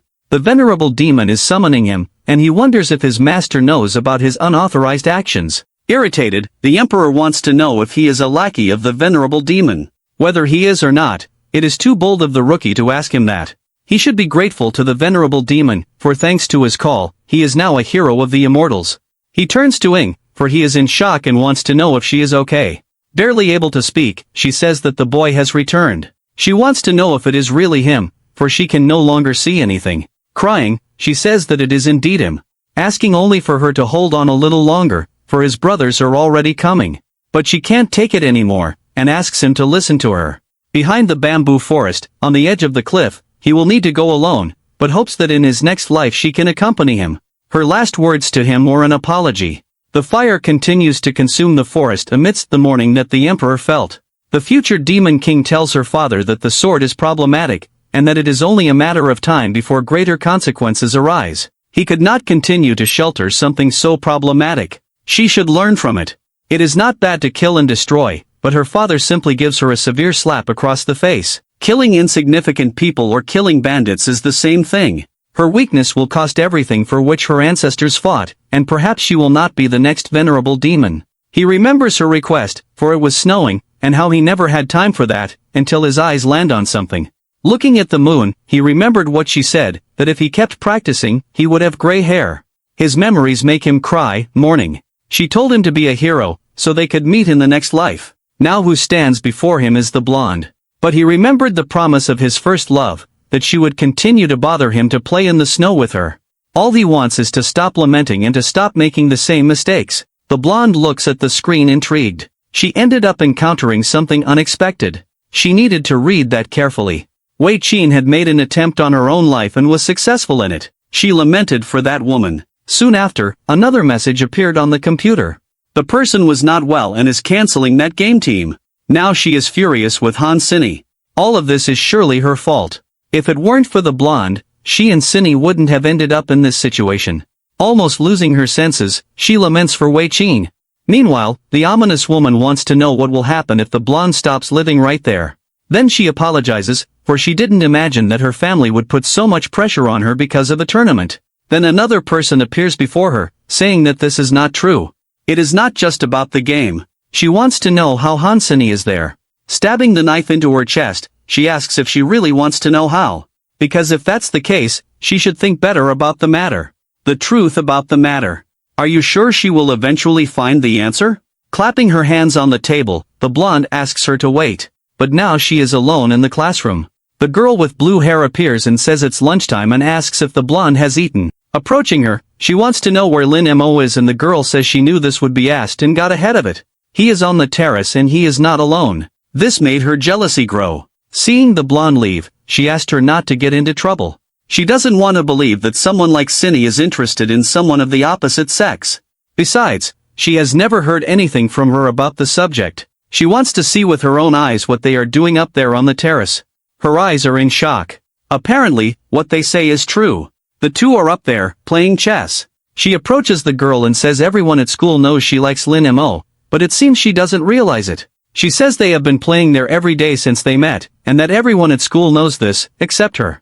The blonde is deeply irritated. Since she is there, she has something to ask her. Something related to her older sister. But the brunette says that this question doesn't make sense, as neither she nor the blonde's older sister has anything to discuss with her now. She knows she is guilty, but she just wants to know why she hates her so much. Thus, the brunette moves even closer to her. She said, staring at her, that the blonde knows nothing. Curious, she wants to know what she doesn't know, and asks her to tell her quickly. If she liked Wei Qin so much, she should look for him on her own. With her current strength, it shouldn't be hard.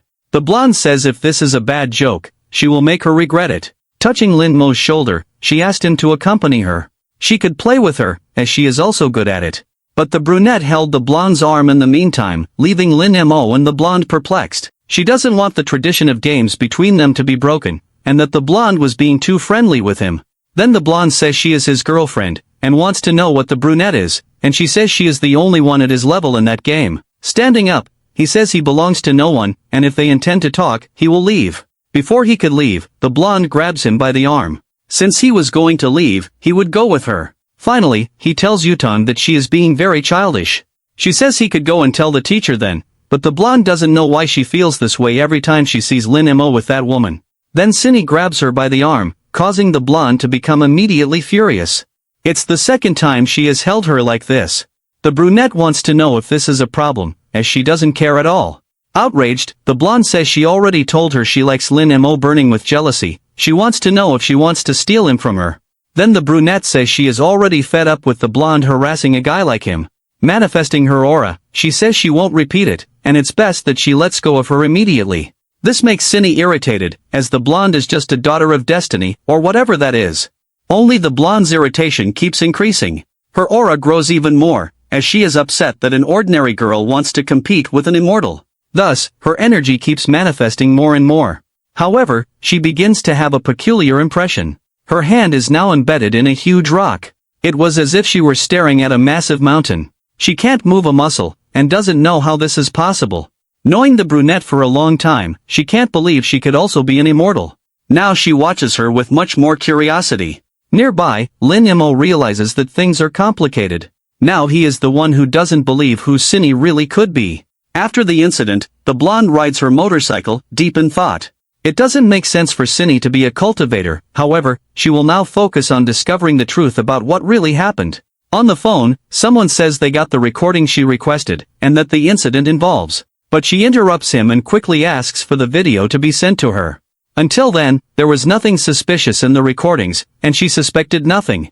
As your luck has increased, that dream must have a meaning, and now you need to see it through to the end. Watching the video, he noticed something. That is the building near where the accident happened. In the recording, Tianyu can be seen walking, and he remembered the veiled threat he had heard from her. Tianyu is attacking mortals again. This time she won't forgive her. Inside a club, guys say it's a privilege to be with the immortal from the young family. Focused on her phone, she asks them to interact with each other and not to bother her. It seems that her mind is elsewhere now. From what he researched, Lin Mo is an ordinary person and suspects that her past may have been hidden, a supreme body of pure young energy. This makes her furious that the blonde managed to get something so good. A strong impact occurs at the door. It was the blonde who had just arrived, full of rage. The blue-haired guy wants to know what brings her to that place. She slams her hand on the table with the recording.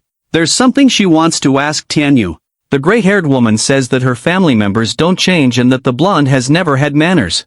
Then, she orders her lackeys to leave. Only the women and the blue-haired guy remain. The blonde wants to know why she was with the girl that day. She looks cynically down, says she doesn't know what the blonde is talking about. Since she doesn't want to tell, she will refresh her memory. In the past, Wei Qin was part of her team, and they made it to the spring selection finals. The team they defeated in the final was called Heaven's Gate.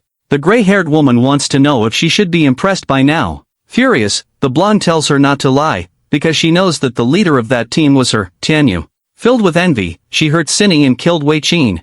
She did this just to jab at the blonde and satisfy that sick pride she has. Then, she puts her hand over her mouth mockingly. She sighs at her after hearing all that. Soon she starts to smile uncontrollably. But the subject is serious, and the blonde wants to know what she is smiling about. She said that Yu Tang is really very cute. Then she patiently lights a cigarette. At that time, she was bored and formed a team that ended up losing in the finals. She knew nothing about the other team, and just found out that it was the blonde's team. But if she had known it was her on the other side, she certainly wouldn't have missed a second opportunity.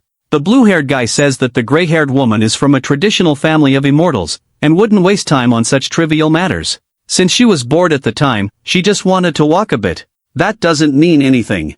And she doesn't recognize that girl. Being in the same recording as her is just a coincidence. Taking the phone from her hands, the blonde questions if it was really just a coincidence. They entered the building together and left after Wei Qin jumped from there. That's not a coincidence. But the gray-haired woman says that many people passed by there. Assuming she has something to do with it is hasty. However, if she wants to fight, she can go ahead because she's not afraid of her. This time she will take it seriously and won't hesitate for a second, so it's best if she leaves before she gets angry. Furious, the blonde gives a strong kick to a nearby object. She asked the girl to repeat what she said, and the blue-haired guy had to hold her back. He said he would let her live today, as a symbol in gratitude to her father. But as soon as he finds the evidence he needs, he will destroy her and her whole family. After saying those words he started to leave that place. The guy says that Yu Tang is very impulsive, but what she said is serious. With a cold look, the gray-haired woman wants to know if he doesn't believe her. That's not what she meant, but it has been a tumultuous year, and it's not wise to make the family that supports them the most angry. Continuing to smoke, she says he could go and doesn't need to wait for her. So he leaves, saying that they are all rude. The girl was left alone in the room with her cigarette. Making a call, she ordered them to find out who leaked the recording and that the person responsible should be killed immediately. After saying this she slammed her phone on the table. Indeed, she is envious of the blonde, but she doesn't mind killing a few mortals now and then, but this time she will do it simply, brutally, and without scruples. She will kill the blonde once and for all. In a restaurant, he looks at the waitress. She seems to be presenting the options to him. Looking at the fried crabs on display, Lin Mo says she had ordered that. In response to what he said, the girl confirms that it is indeed that. Lin Mo wants to know why he received something different then. He said it's a special menu produced by the blonde, and the cook had never seen so many refined ingredients in her life. For Lin Mo, that is completely unnecessary. Next to him was the blonde, who, upset, said she heard what he said. She said that it's a delicacy that comes from afar and she would like him to help identify the ingredients. Since she asked for his help, Lin Mo will submit to that. With an enthusiastic clap, she was very happy about it. The blonde told the cook to get the other dishes, as her friend won't eat there. Knowing that Lin Mo likes to eat in peace, she set aside an empty room for him to have his meals. In response, he simply said that the blonde doesn't need to do pointless things anymore. In light of this, she grabs him by the arm and he looks at her from the corner of his eye. That is not pointless for her, as it is a gesture full of meaning. As she is madly in love with him and hopes to deflower him one day, it is indeed full of meaning and countless intentions. Hearing these words, he was a bit surprised, but soon gave her a discreet smile. Since it's like that, it's all good for him. As Lin Mo walked away, the blonde noticed a pair of feet approaching. Immediately she was surprised by what she saw. It was the brunette who was inviting Lin Mo to play once again. Then she steps between them, asking them to start in the room she reserved for him, and if he wanted to play with someone, it could be with her. Seeing this, the brunette says that the blonde is always like this, imposing, carefree, and enjoying causing problems for others. She extended her hand and asked him to look around. There are several students there watching what happens, as gossip at lunchtime is delightful. She said she did all this for Lin Mo to be at peace, but all she managed to do now is bring even more attention to him, not to mention that her body was hurt because of the blonde.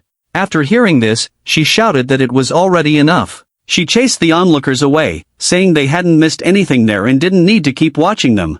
After that, she sighed deeply. Finally, she said she analyzed her problem with her older sister, and knows she made them suffer.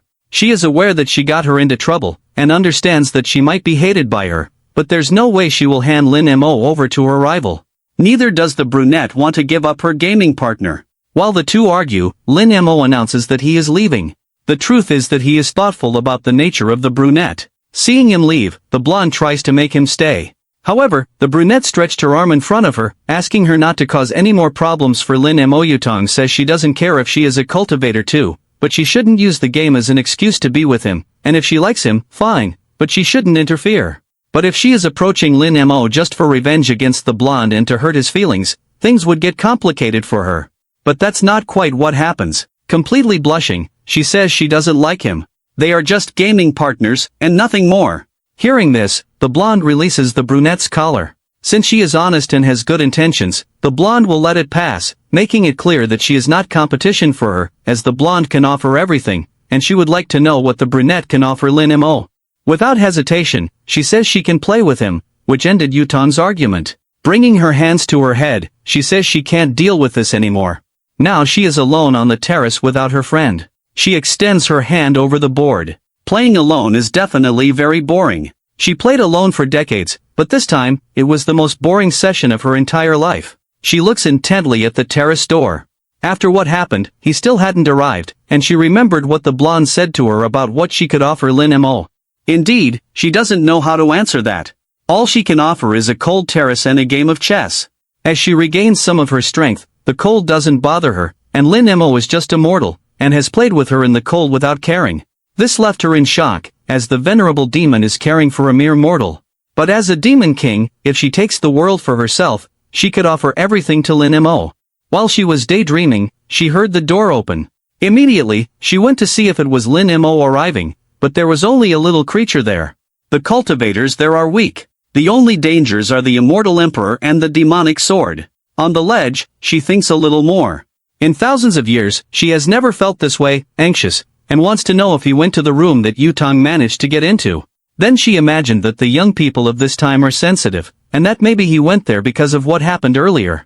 However, she doesn't know why she is thinking so much about him, as he is just a gaming partner. What the blonde said to her left her thoughtful. She doesn't like him, and hopes Lin Mo doesn't misunderstand her about that. So she decides to explain herself soon, so he won't have any misunderstandings about what she feels. As soon as he answers the phone, she introduces herself. He said he knows she is a good girl and will find someone better, and hung up the call. That was definitely not what she expected. Throwing her phone on the ground, she said he should listen to people before jumping to conclusions. Embarrassed by the situation, Han decides to look for the guy to clarify things. She thinks she let herself be swayed by Yutong's words, trying to convince herself that she doesn't like Lin Mo walking down the hallway. She spots the blonde's friend. Han approaches, asking if the girl knew where the young man was. Irritated, the girl starts to say she didn't know, but suddenly has an idea. She says she saw the boy playing basketball on the school court, and if Han wanted to find him, she should run. Han is incredulous at the information since basketball is not something he would play. However, the blue-haired girl replies that she didn't care if Han believed her or not. Quickly leaving, the brunette crosses her arms, finding it suspicious, but decides to go anyway. Some students were practicing on the school court. The girl searches for Lin Mo. Suddenly she spots Yutong playing. The blonde makes a basket, being praised by her peers. Han is indignant at the blue-haired girl's lie, but decides to ask her rival directly. At that moment some girls pass by moving furniture from the sports club. Yutong notices Han's presence. The girl stares at her, asking where the young man was in a very direct manner. Spinning the ball on her finger, the blonde replies that she doesn't know, and questions if he hadn't gone to play Go with her. The brunette shrugs, ignoring Yutong, until someone shouts for her. At that moment, the ball is thrown with all its force in her direction, but she stops it with her hand. Han asks if the blonde wanted to say something to her. Spontaneously, the girl invites her to play since she was around. The brunette throws the ball, saying that would be boring. She adds that the game was very childish, just putting a ball in the basket to win. Yutong watches the thrown ball, becoming shocked when the ball perfectly hits the basket. Han asks what was so funny about that. Indignant, the blonde says that just because she made the basket doesn't mean she is good, questioning if the girl was afraid to face her, adding that a refined girl like Han only knew how to play Go. Yutong tells her to go away, leaving the brunette irritated. Turning her back, Han thinks that the rival was just the daughter of the heavens. Angry, she questions how the blonde dared to provoke her so many times. With a smile, Yutong teases, asking if she didn't like what she had said. Han stares at her, saying that whoever scores a basket would be the winner. Conceited, the blonde says that if she won, the rival would never play Go with Lin Mo again. Offering a deal, she adds that if she lost, she wouldn't interfere in their game again, and the brunette agrees. Some boys approach to bet and film the girls' clash. Yutong asks if her opponent would play wearing the uniform or if she wasn't taking it seriously. Han arrogantly replies that only those who were worth it deserved a change of clothes. Taking the ball in her hand, she said that obviously, that wasn't the case for her rival. At that moment, the girls moving the club's furniture asked for permission, passing by with a table. A nail from the transported furniture ended up falling on the court floor, the sharp tip shown without anyone noticing the danger. Han takes the initiative, announcing the start of the game. But Yutong asks to add one more condition. Neither of them could use their immortal powers to avoid causing problems for the civilians. The The brunette reassures her, saying that wouldn't be necessary to defeat a novice. The blonde warns that whoever uses it would be disqualified. Han passes the ball to Yutong to start first. The girl approaches her opponent, bouncing the ball on the ground. She says to watch how she would finish off her enemy. The brunette remains still, leaving the blonde confused. With a quick movement, she dodges Han. The blonde bounces the ball on the ground near her stationary rival and quickly advances toward the basket. Some students in the crowd recognize that movement as Yutong's lightning zigzag. With a smug expression, the girl thinks it would be an easy victory, but she soon realizes that the ball was no longer under her control. She turns around, wondering when her opponent had intercepted the ball. Confident, Han says there was no need to switch between defense and attack. She throws the ball forcefully toward the blonde, urging her to keep attacking. Smiling sadistically, the brunette says she would play with her until her last breath. The excited crowd cheers for Yutong. The blonde admits she was careless, and says this time she will get serious. She moves like lightning, leaving Han behind. The audience is thrilled by the movement, which was even faster than the previous one. The girl jumps to make the basket, but a blur appears near her. Yutong is shocked when her rival jumps even higher, preventing her from scoring. Han steals the ball again. The blonde is incredulous about how her opponent managed that. The two land on the court floor. The brunette taunts, asking if the rival wanted to try again. Filled with rage, Yutong asks to go again. She bounces the ball cautiously while Han remains still. The girl remembers that her opponent wasn't that powerful before, doubting that this was really Han Sein. But she soon decides to focus, realizing she would need a strategy. The blonde bends her knees, and her enemy wonders if it will be a direct shot. Han jumps to block the throw, and Yutong seizes the opportunity to advance. Deceiving the brunette, she comments that her rival was naive. Han runs to catch up with her, and the blonde jumps, ready to score. The brunette doesn't give up and charges at full speed, jumping to block her opponent. She hits the ball hard, causing Yutong to fall. The crowd is shocked by the block, commenting that the blonde must have gotten hurt. Han speaks with superiority, telling her rival to admit defeat because she was no match for her. Getting up, the blonde refuses to accept that she lost. But the opponent asserts that it didn't matter how many times, the result would be the same. She said the difference between them was power, ordering the girl to give up. Filled with rage, Yutong makes a strong throw, sending the brunette to hell. Han turns, barely having time to react. The blonde runs past her. The ball bounces around the basket, and the girl realizes Yutong's plan. She manages to reach the blonde, but the rival pushes her aside. The brunette ends up stepping on a nail that had fallen. She runs to stop the attack but finds herself at a disadvantage, reflecting that this was the difficulty of facing the daughter of destiny. Yutong jumps higher than the block. Angrily, she shouts for her rival to get out of the way, unconsciously activating her powers. She slams the ball into the basket with all her strength. Han falls backward to the ground as some shards of glass hit her. A crowd buzzes with the scene, the blonde standing in front of the destroyed basket and her fallen adversary. Yutong steps back, admitting that she lost. Some boys rush to help the brunette, saying she should go to the infirmary. But she says she's fine, and it's just scratches. At that moment, the girl starts to bleed, and the boys urge her to go to the infirmary. They say if she doesn't, they will call for emergency services. Han remembers the embarrassment she felt earlier when she broke her ribs, and she agrees to go with them while everyone comments on how she was able to walk with those injuries. Some boys find Lin Mo eating alone in a room.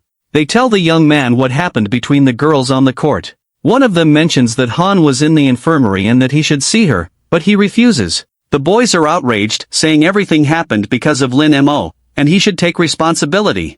The young man gives a cold look, frightening his peers. They back away, saying they did their part by telling him, and whether he goes or not is his choice. Irritated, Lin Mo reflects on whether he should go or not. Suddenly the doctor opens the infirmary door, and seeing the young man outside says he can come in to see the girl.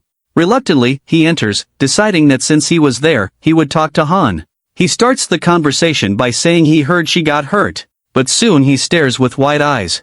The girl turns around, embarrassed, with her shirt open. Han, with a flushed face, looks at the young man. She apologizes for the misunderstanding with Yutong, but didn't like how she made him seem like a weak man. The young man gets irritated by these words. He says she was an opponent worthy of him, and wouldn't want her to think like the other girls. Han asks if she was like the girls who only wanted his body. Lin Mo remains expressionless, and the girl jokes that she should have taken a picture of his face. Removing shards of glass from her thigh, she says she wasn't like the others. With a red face, he couldn't control his expression and heartbeat in the presence of a naked girl. The young man asks if she was pretending to be strong since the girl winces in pain while removing the glass. With veins bulging in her face, she replies that she certainly wasn't. The boy says she wasn't very good at bandaging since the wounds were getting worse. He offers to help since he knew a bit about medicine. Han tries to dismiss him, but the young man bends down to check the wounds. Removing the splinters, he instructs the girl not to move. The girl shivers in pain as the young man carefully pulls out the shards. Lin-mo mentions there was a lot of broken glass in her leg, and warns that he would remove them, disinfect the wounds, and bandage them so she wouldn't have scars. The afternoon passes until he finishes bandaging her leg. With the measures he took, the treatment would be temporary. The boy says he would now treat the girl's back and rear. Han gets alarmed, but he asks if something was wrong or if she wasn't in pain anymore.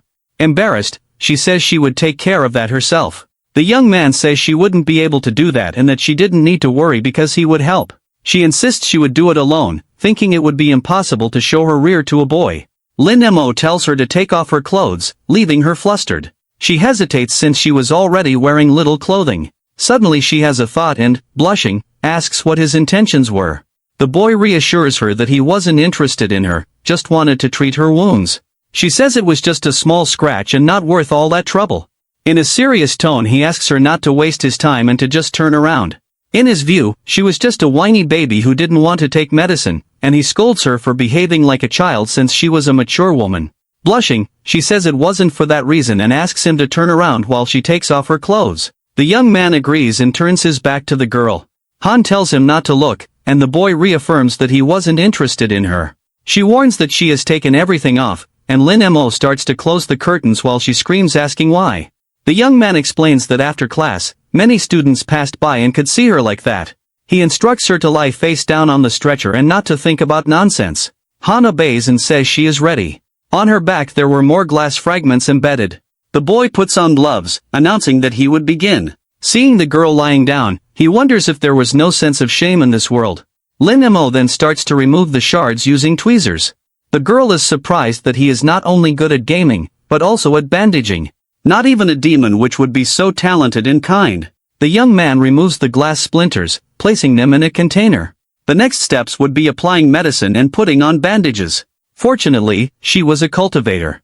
Otherwise, she wouldn't get out of bed for an entire month. The day comes to an end, and the boy announces that he has finished the bandaging. But he notices that the girl has fallen asleep. In a bad mood, he takes off his blazer, covering Han with the coat. As he heads for the school exit, someone calls his attention, referring to him as Yutong's toy. The gray-haired woman says it's late and offers to take him home. The two stare at each other in the middle of the street. With empty eyes, the woman proposes a game of cat and mouse. She explains that the boy would be the mouse and should run as fast as possible. Yang would be the cat and would look for him, but when she found him, she would leave the young man in pieces. Threateningly, she says she would cut his body into pieces and send one by one to Yutong. This way, the blonde would be anxious to receive a piece of Lin-mo every day. With a relaxed expression, she wonders how long it would take to capture him. She touches the boy's shoulder, whispering in his ear to run because she would hunt him starting that night. The boy walks away, and Yang tells him not to stress too much. Watching him leave, she says she would make Yutong pay for what he had done to her. Lin-mo walks expressionlessly. He was upset that the immortal world had no way out. The young man reasons that an ordinary person like Yang Tianyu did not inspire fear, but if someone made her angry, she would not rest until she got her revenge. He looks at a men's clothing store, thinking it would be difficult to hide his identity amidst that chaos in the immortal world. The salesman welcomes him. Remembering Yang's touch on his shoulder, he decides it would be better to change clothes. The woman had placed a mark on him, and to avoid exposing who he was, he could not erase it. After some time, the young man summons the fox Chen. Immediately, the little fox responds to the call, and Lin-mo instructs her to throw the old shirt as far away from home as possible. Irritated, the young man hopes it was just a prank because if she tried something, he would destroy her. In the school infirmary, Han stands up holding the young man's jacket. In all her years of battles, she had never been so careless as to sleep in someone's presence. The girl blushes, thinking that now she owed him another favor. Suddenly she remembers Yutong questioning what she had ever done for him. Han thinks about inviting him to dinner since he liked delicious food. She decides to research how to invite a boy to dinner in that world. Soon after, she feels embarrassed because the demon queen owed favors to a teenager. Lin-mo's jacket catches her attention. The girl notices that the piece had a nice scent. Han throws herself on the bed, burning with embarrassment. She lamented that there were so many rules in that world. Even the rules of the demon world were not so complex. Determined, the girl summons a copy of herself. Han orders her clone to practice the entire process of inviting him out. The copy says she understands, but she still hadn't reserved the restaurant or confirmed the time and place. The girl tells the clone to call Lin Mo and invite him to dinner, but the copy retorts why she had to do that. Han explains nervously that he had seen her without clothes and healed her wounds, and she had no decency to call him. Understanding the situation, the clone immediately calls, leaving the girl shocked by her derision. She trembles with nerves while the clone talks to the young man. The copy coldly states that she would like to pay for dinner since she didn't like owing favors, leaving the girl desperate. Han hears the clone arrange to meet the young man after class and feels excited. Finally, the copy says he accepted, and Han jumps for joy. The girl's family scolds her for shouting since it was already late, and she composes herself. The girl asks for the phone back to make the reservations. She sighs before dialing. With a threatening aura, she makes the call. The copy watches in shock at the mood change while the girl talks to Shen. She orders him to make the reservation at the restaurant and choose the chef and ingredients since she invited someone important. The boy asks what quality category she wanted for the food, and promptly, Han chooses the best. She instructs that all the ingredients be on display and that the chef cooks live, serving the dishes himself. Han says she wanted to see what the best chef of the clan could do, and Shen promises to do his best. The girl sighs as she finishes the call, and she calls the copy to rehearse. On the phone, someone asks Shen if he is sure he wants the best chef of the clan. He immediately replies yes, as the demon queen herself had requested it. The person on the phone explains that all high-level cooks were important and would complain about cooking for her, but the boy asks them to understand that the situation was about the demon queen, and they had no right to doubt. He feels relieved to succeed since he had already failed in the beauty contest and wondered why she made such a fuss to have dinner with someone. Han throws herself on the couch, exhausted. She had rehearsed all the lines she would have during dinner all night. Her copy tried to reassure her, saying that practice was proof against foolishness, so she shouldn't worry. Agitated, the girl replies that there was no way not to worry, since it wasn't just any meal. At lunchtime, Yutong sat alone on a bench. She ate a snack, completely bored. The blonde lamented having gotten angry and used her spiritual energy, losing the bet with Han. Grumbling, she wondered why she had to go, or if she could play with him. Then suddenly she receives a call that she answers in a bad mood. She sarcastically says that Yutong has passed away and asks the person to burn incense for her. But the person on the line alarmingly warns that several bigwigs from the demon clan were gathering in the city. The girl questions what was happening, and if her grandmother already knew, but the informant couldn't say. The blonde replies that if her grandmother couldn't return, she would handle the situation herself. Yutong gets irritated because she already had the emperor and the demon queen, and now the clan was causing problems too. Suddenly she spots Han and wonders why she isn't on the roof with Lin Mo. She stops the girl, asking where the guy was, but the brunette walks past, saying she didn't know. Indignant, Yutong says she should take advantage of having lunch with the young man. With a threatening aura, the rival responds that Lin Mo wouldn't play along with her to avoid suspicion. The blonde laughs and says she brought this upon herself. Han gets irritated while her chatty classmate thinks boys are sensitive. She ends up revealing that she was going to have dinner with the guy to provoke Yutong, and she leaves celebrating her victory while the blonde curses. After classes, the girl goes to investigate. Using an earphone, she requested information from the base support. The person on the line informed her that the demon clan had booked the entire hotel and they were all gathered there. Moreover, her classmates Han and Lin Mo were seen entering, but there was no further news about them. Determined, the girl gets on her motorcycle, saying she was on her way. Meanwhile, Lin Mo and Han were having dinner alone in the restaurant hall. The young man was delighting in the food, and the girl was happily cutting the meat for him. She offers the food she had cut to the young man. Lin Mo is surprised by the girl's good manners, considering her a polite and respectable person. He lamented having to hide his identity because he could take her as a disciple. With a flushed face, Han felt proud of having spent the night studying how to behave at dinner since the young man was easy to deal with. In the kitchen, a commotion was forming. The demon master commented that according to information, the girl was the queen of all demons. The queen of poisons warned not to look directly into her eyes to avoid death. The leader of the ghost division praised the queen for having Lin Mo in her hands as it would neutralize the daughter of destiny. The master instructed everyone to stop gossiping and help with the service, because if something went wrong at dinner, heads would roll. At that moment, Yang burst into the place, kicking the door. She approached the young man, saying she had found him, and calling him "little mouse," while Han watched impassively. The girl began to lose her patience quickly. Suddenly someone tapped the intruder on the shoulder. The master threateningly interrogated what the hell she was doing there. The woman recognized the division leader and became terrified. She started to have doubts upon seeing that the big shots of the demon clan were there. Wielding a cleaver, the man informed her that they were closed and asked her to leave. Trembling, Yang apologized and said she was mistaken. The master kicked her out of there. Through voice transmission, they instructed her not to run away and to wait until the guests finished eating. Yutong came running down the hallway. Seeing the girl on her knees, she asked where Lin Mo was. Traumatized, the girl replied that they were all there, and the blonde was confused by her state.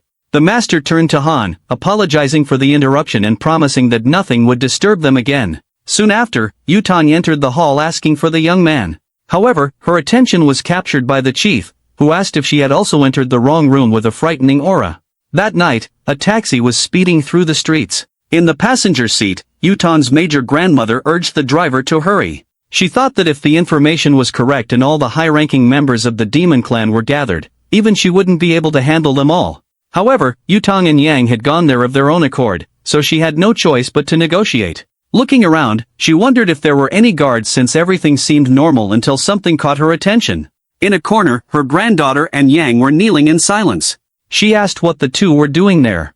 The major scolded them, saying they looked naive and acting that way was a shame for cultivators. Hongling activated a spell, saying she had no choice but to go investigate, and the blonde was shocked to see her grandmother's adult form. Again, the chief apologized to Han for the interruptions, saying there wouldn't be any more. At the exact moment the major entered the room, the demon queen's patience completely ran out. The master tries to say that she had mistaken the place but wonders why the major was there. Ealing Han's gaze, he tries to guide Hongling to another room, explaining that the hall had been reserved and hoping the major would accept the warning. But she asks why he is making that face, leaving him desperate that she didn't understand. She raises an eyebrow, saying she knew she couldn't reveal her identity, thinking that the clan also knew Lin Mo was the embodiment of pure Yang. The grandmother observes the young man because her reason for coming there was to confirm something important. Lin Mo had been present at all the main events that had occurred. It was suspicious that the incidents happened around him, and the young man always managed to save himself from danger unless he was the immortal emperor. Last time, the demon queen had broken her sword in two. One part stayed with her, and the other was refined by the emperor, and now the fragment was drawn towards its master. She is surprised when the fragment flies from her hands. The major wonders if the item just floated and disintegrated, but realizes that the fragments went to where the young man was sitting. The grandmother begins to conjecture that perhaps Lin Mo could be the emperor. The young man looks at her, signaling her to be quiet. As he does this, a black aura envelopes him, and Hongling feels an enormous pressure confirming her suspicions. The major confines Yutong and the second base of the Phoenix group to reflect on her actions. The blonde protests, asking how she could leave Lin Mo alone in that dangerous place, but the grandmother tells her to shut up. She orders Yutong to pay attention to her words, forbidding her from mentioning the young man, or even getting close to him. As for Yang, the major wouldn't confine her but said she was a disgrace to young Tianchi. The major leaves, leaving the two alone. Yang arrogantly says that Lin Mo was destined to lose Yutong, and now whatever he decided to do with the young man was none of her business. The blonde retorts, asking if Yang thought she was worthy of the young man, and with a smile, the girl says it was clear she could win against someone like him, adding that was why she would destroy him. She taunts Yutong, saying she would kill him, and by the time she got out of confinement, it would already be the 7th day of his death. The blonde panics at the threat. Cursing, she scrolls through her phone contacts. The girl tries to contact someone, but the internet signal there was poor. With great difficulty, she manages to warn that Lin Mo was in danger, and asks Han to save him from young Tianyu because she was going to kill him. Upon hearing the blonde's words, Han becomes furious, breaking the phone with her hands. Yang finally arrives near the young man's house. In her thoughts, she hoped Lin Mo was ready to die, but suddenly, she feels that something is wrong. A murderous aura oppresses her. Yang disappears from the location instantly. Running, she thinks that if she had been just a little slower, that would have killed her, wondering whose aura that could be. She prides herself on her speed, which even the major couldn't reach. Tears fall from her eyes because even at full speed, she couldn't shake off that suffocating feeling. Looking back, she wonders if the pressure has lessened. Upon reaching a forest, she thinks, relieved, that she managed to escape. Han speaks to the girl, saying she looked tired and offers her water. Yang accepts because she was dying of thirst, but looking up, she feels fear again. Han was looking at her with red eyes and that threatening aura. She mocks Yang, saying the girl was so scared that she wet herself. The brunette lifts the enemy by the neck, threatening her. Desperate, Yang says she was the only daughter of Master Yang Tianqi and the heir of the Taoist sect of eternal life. Choking the girl, Han says she understands, adding that Master Tianqi would have to produce a second child.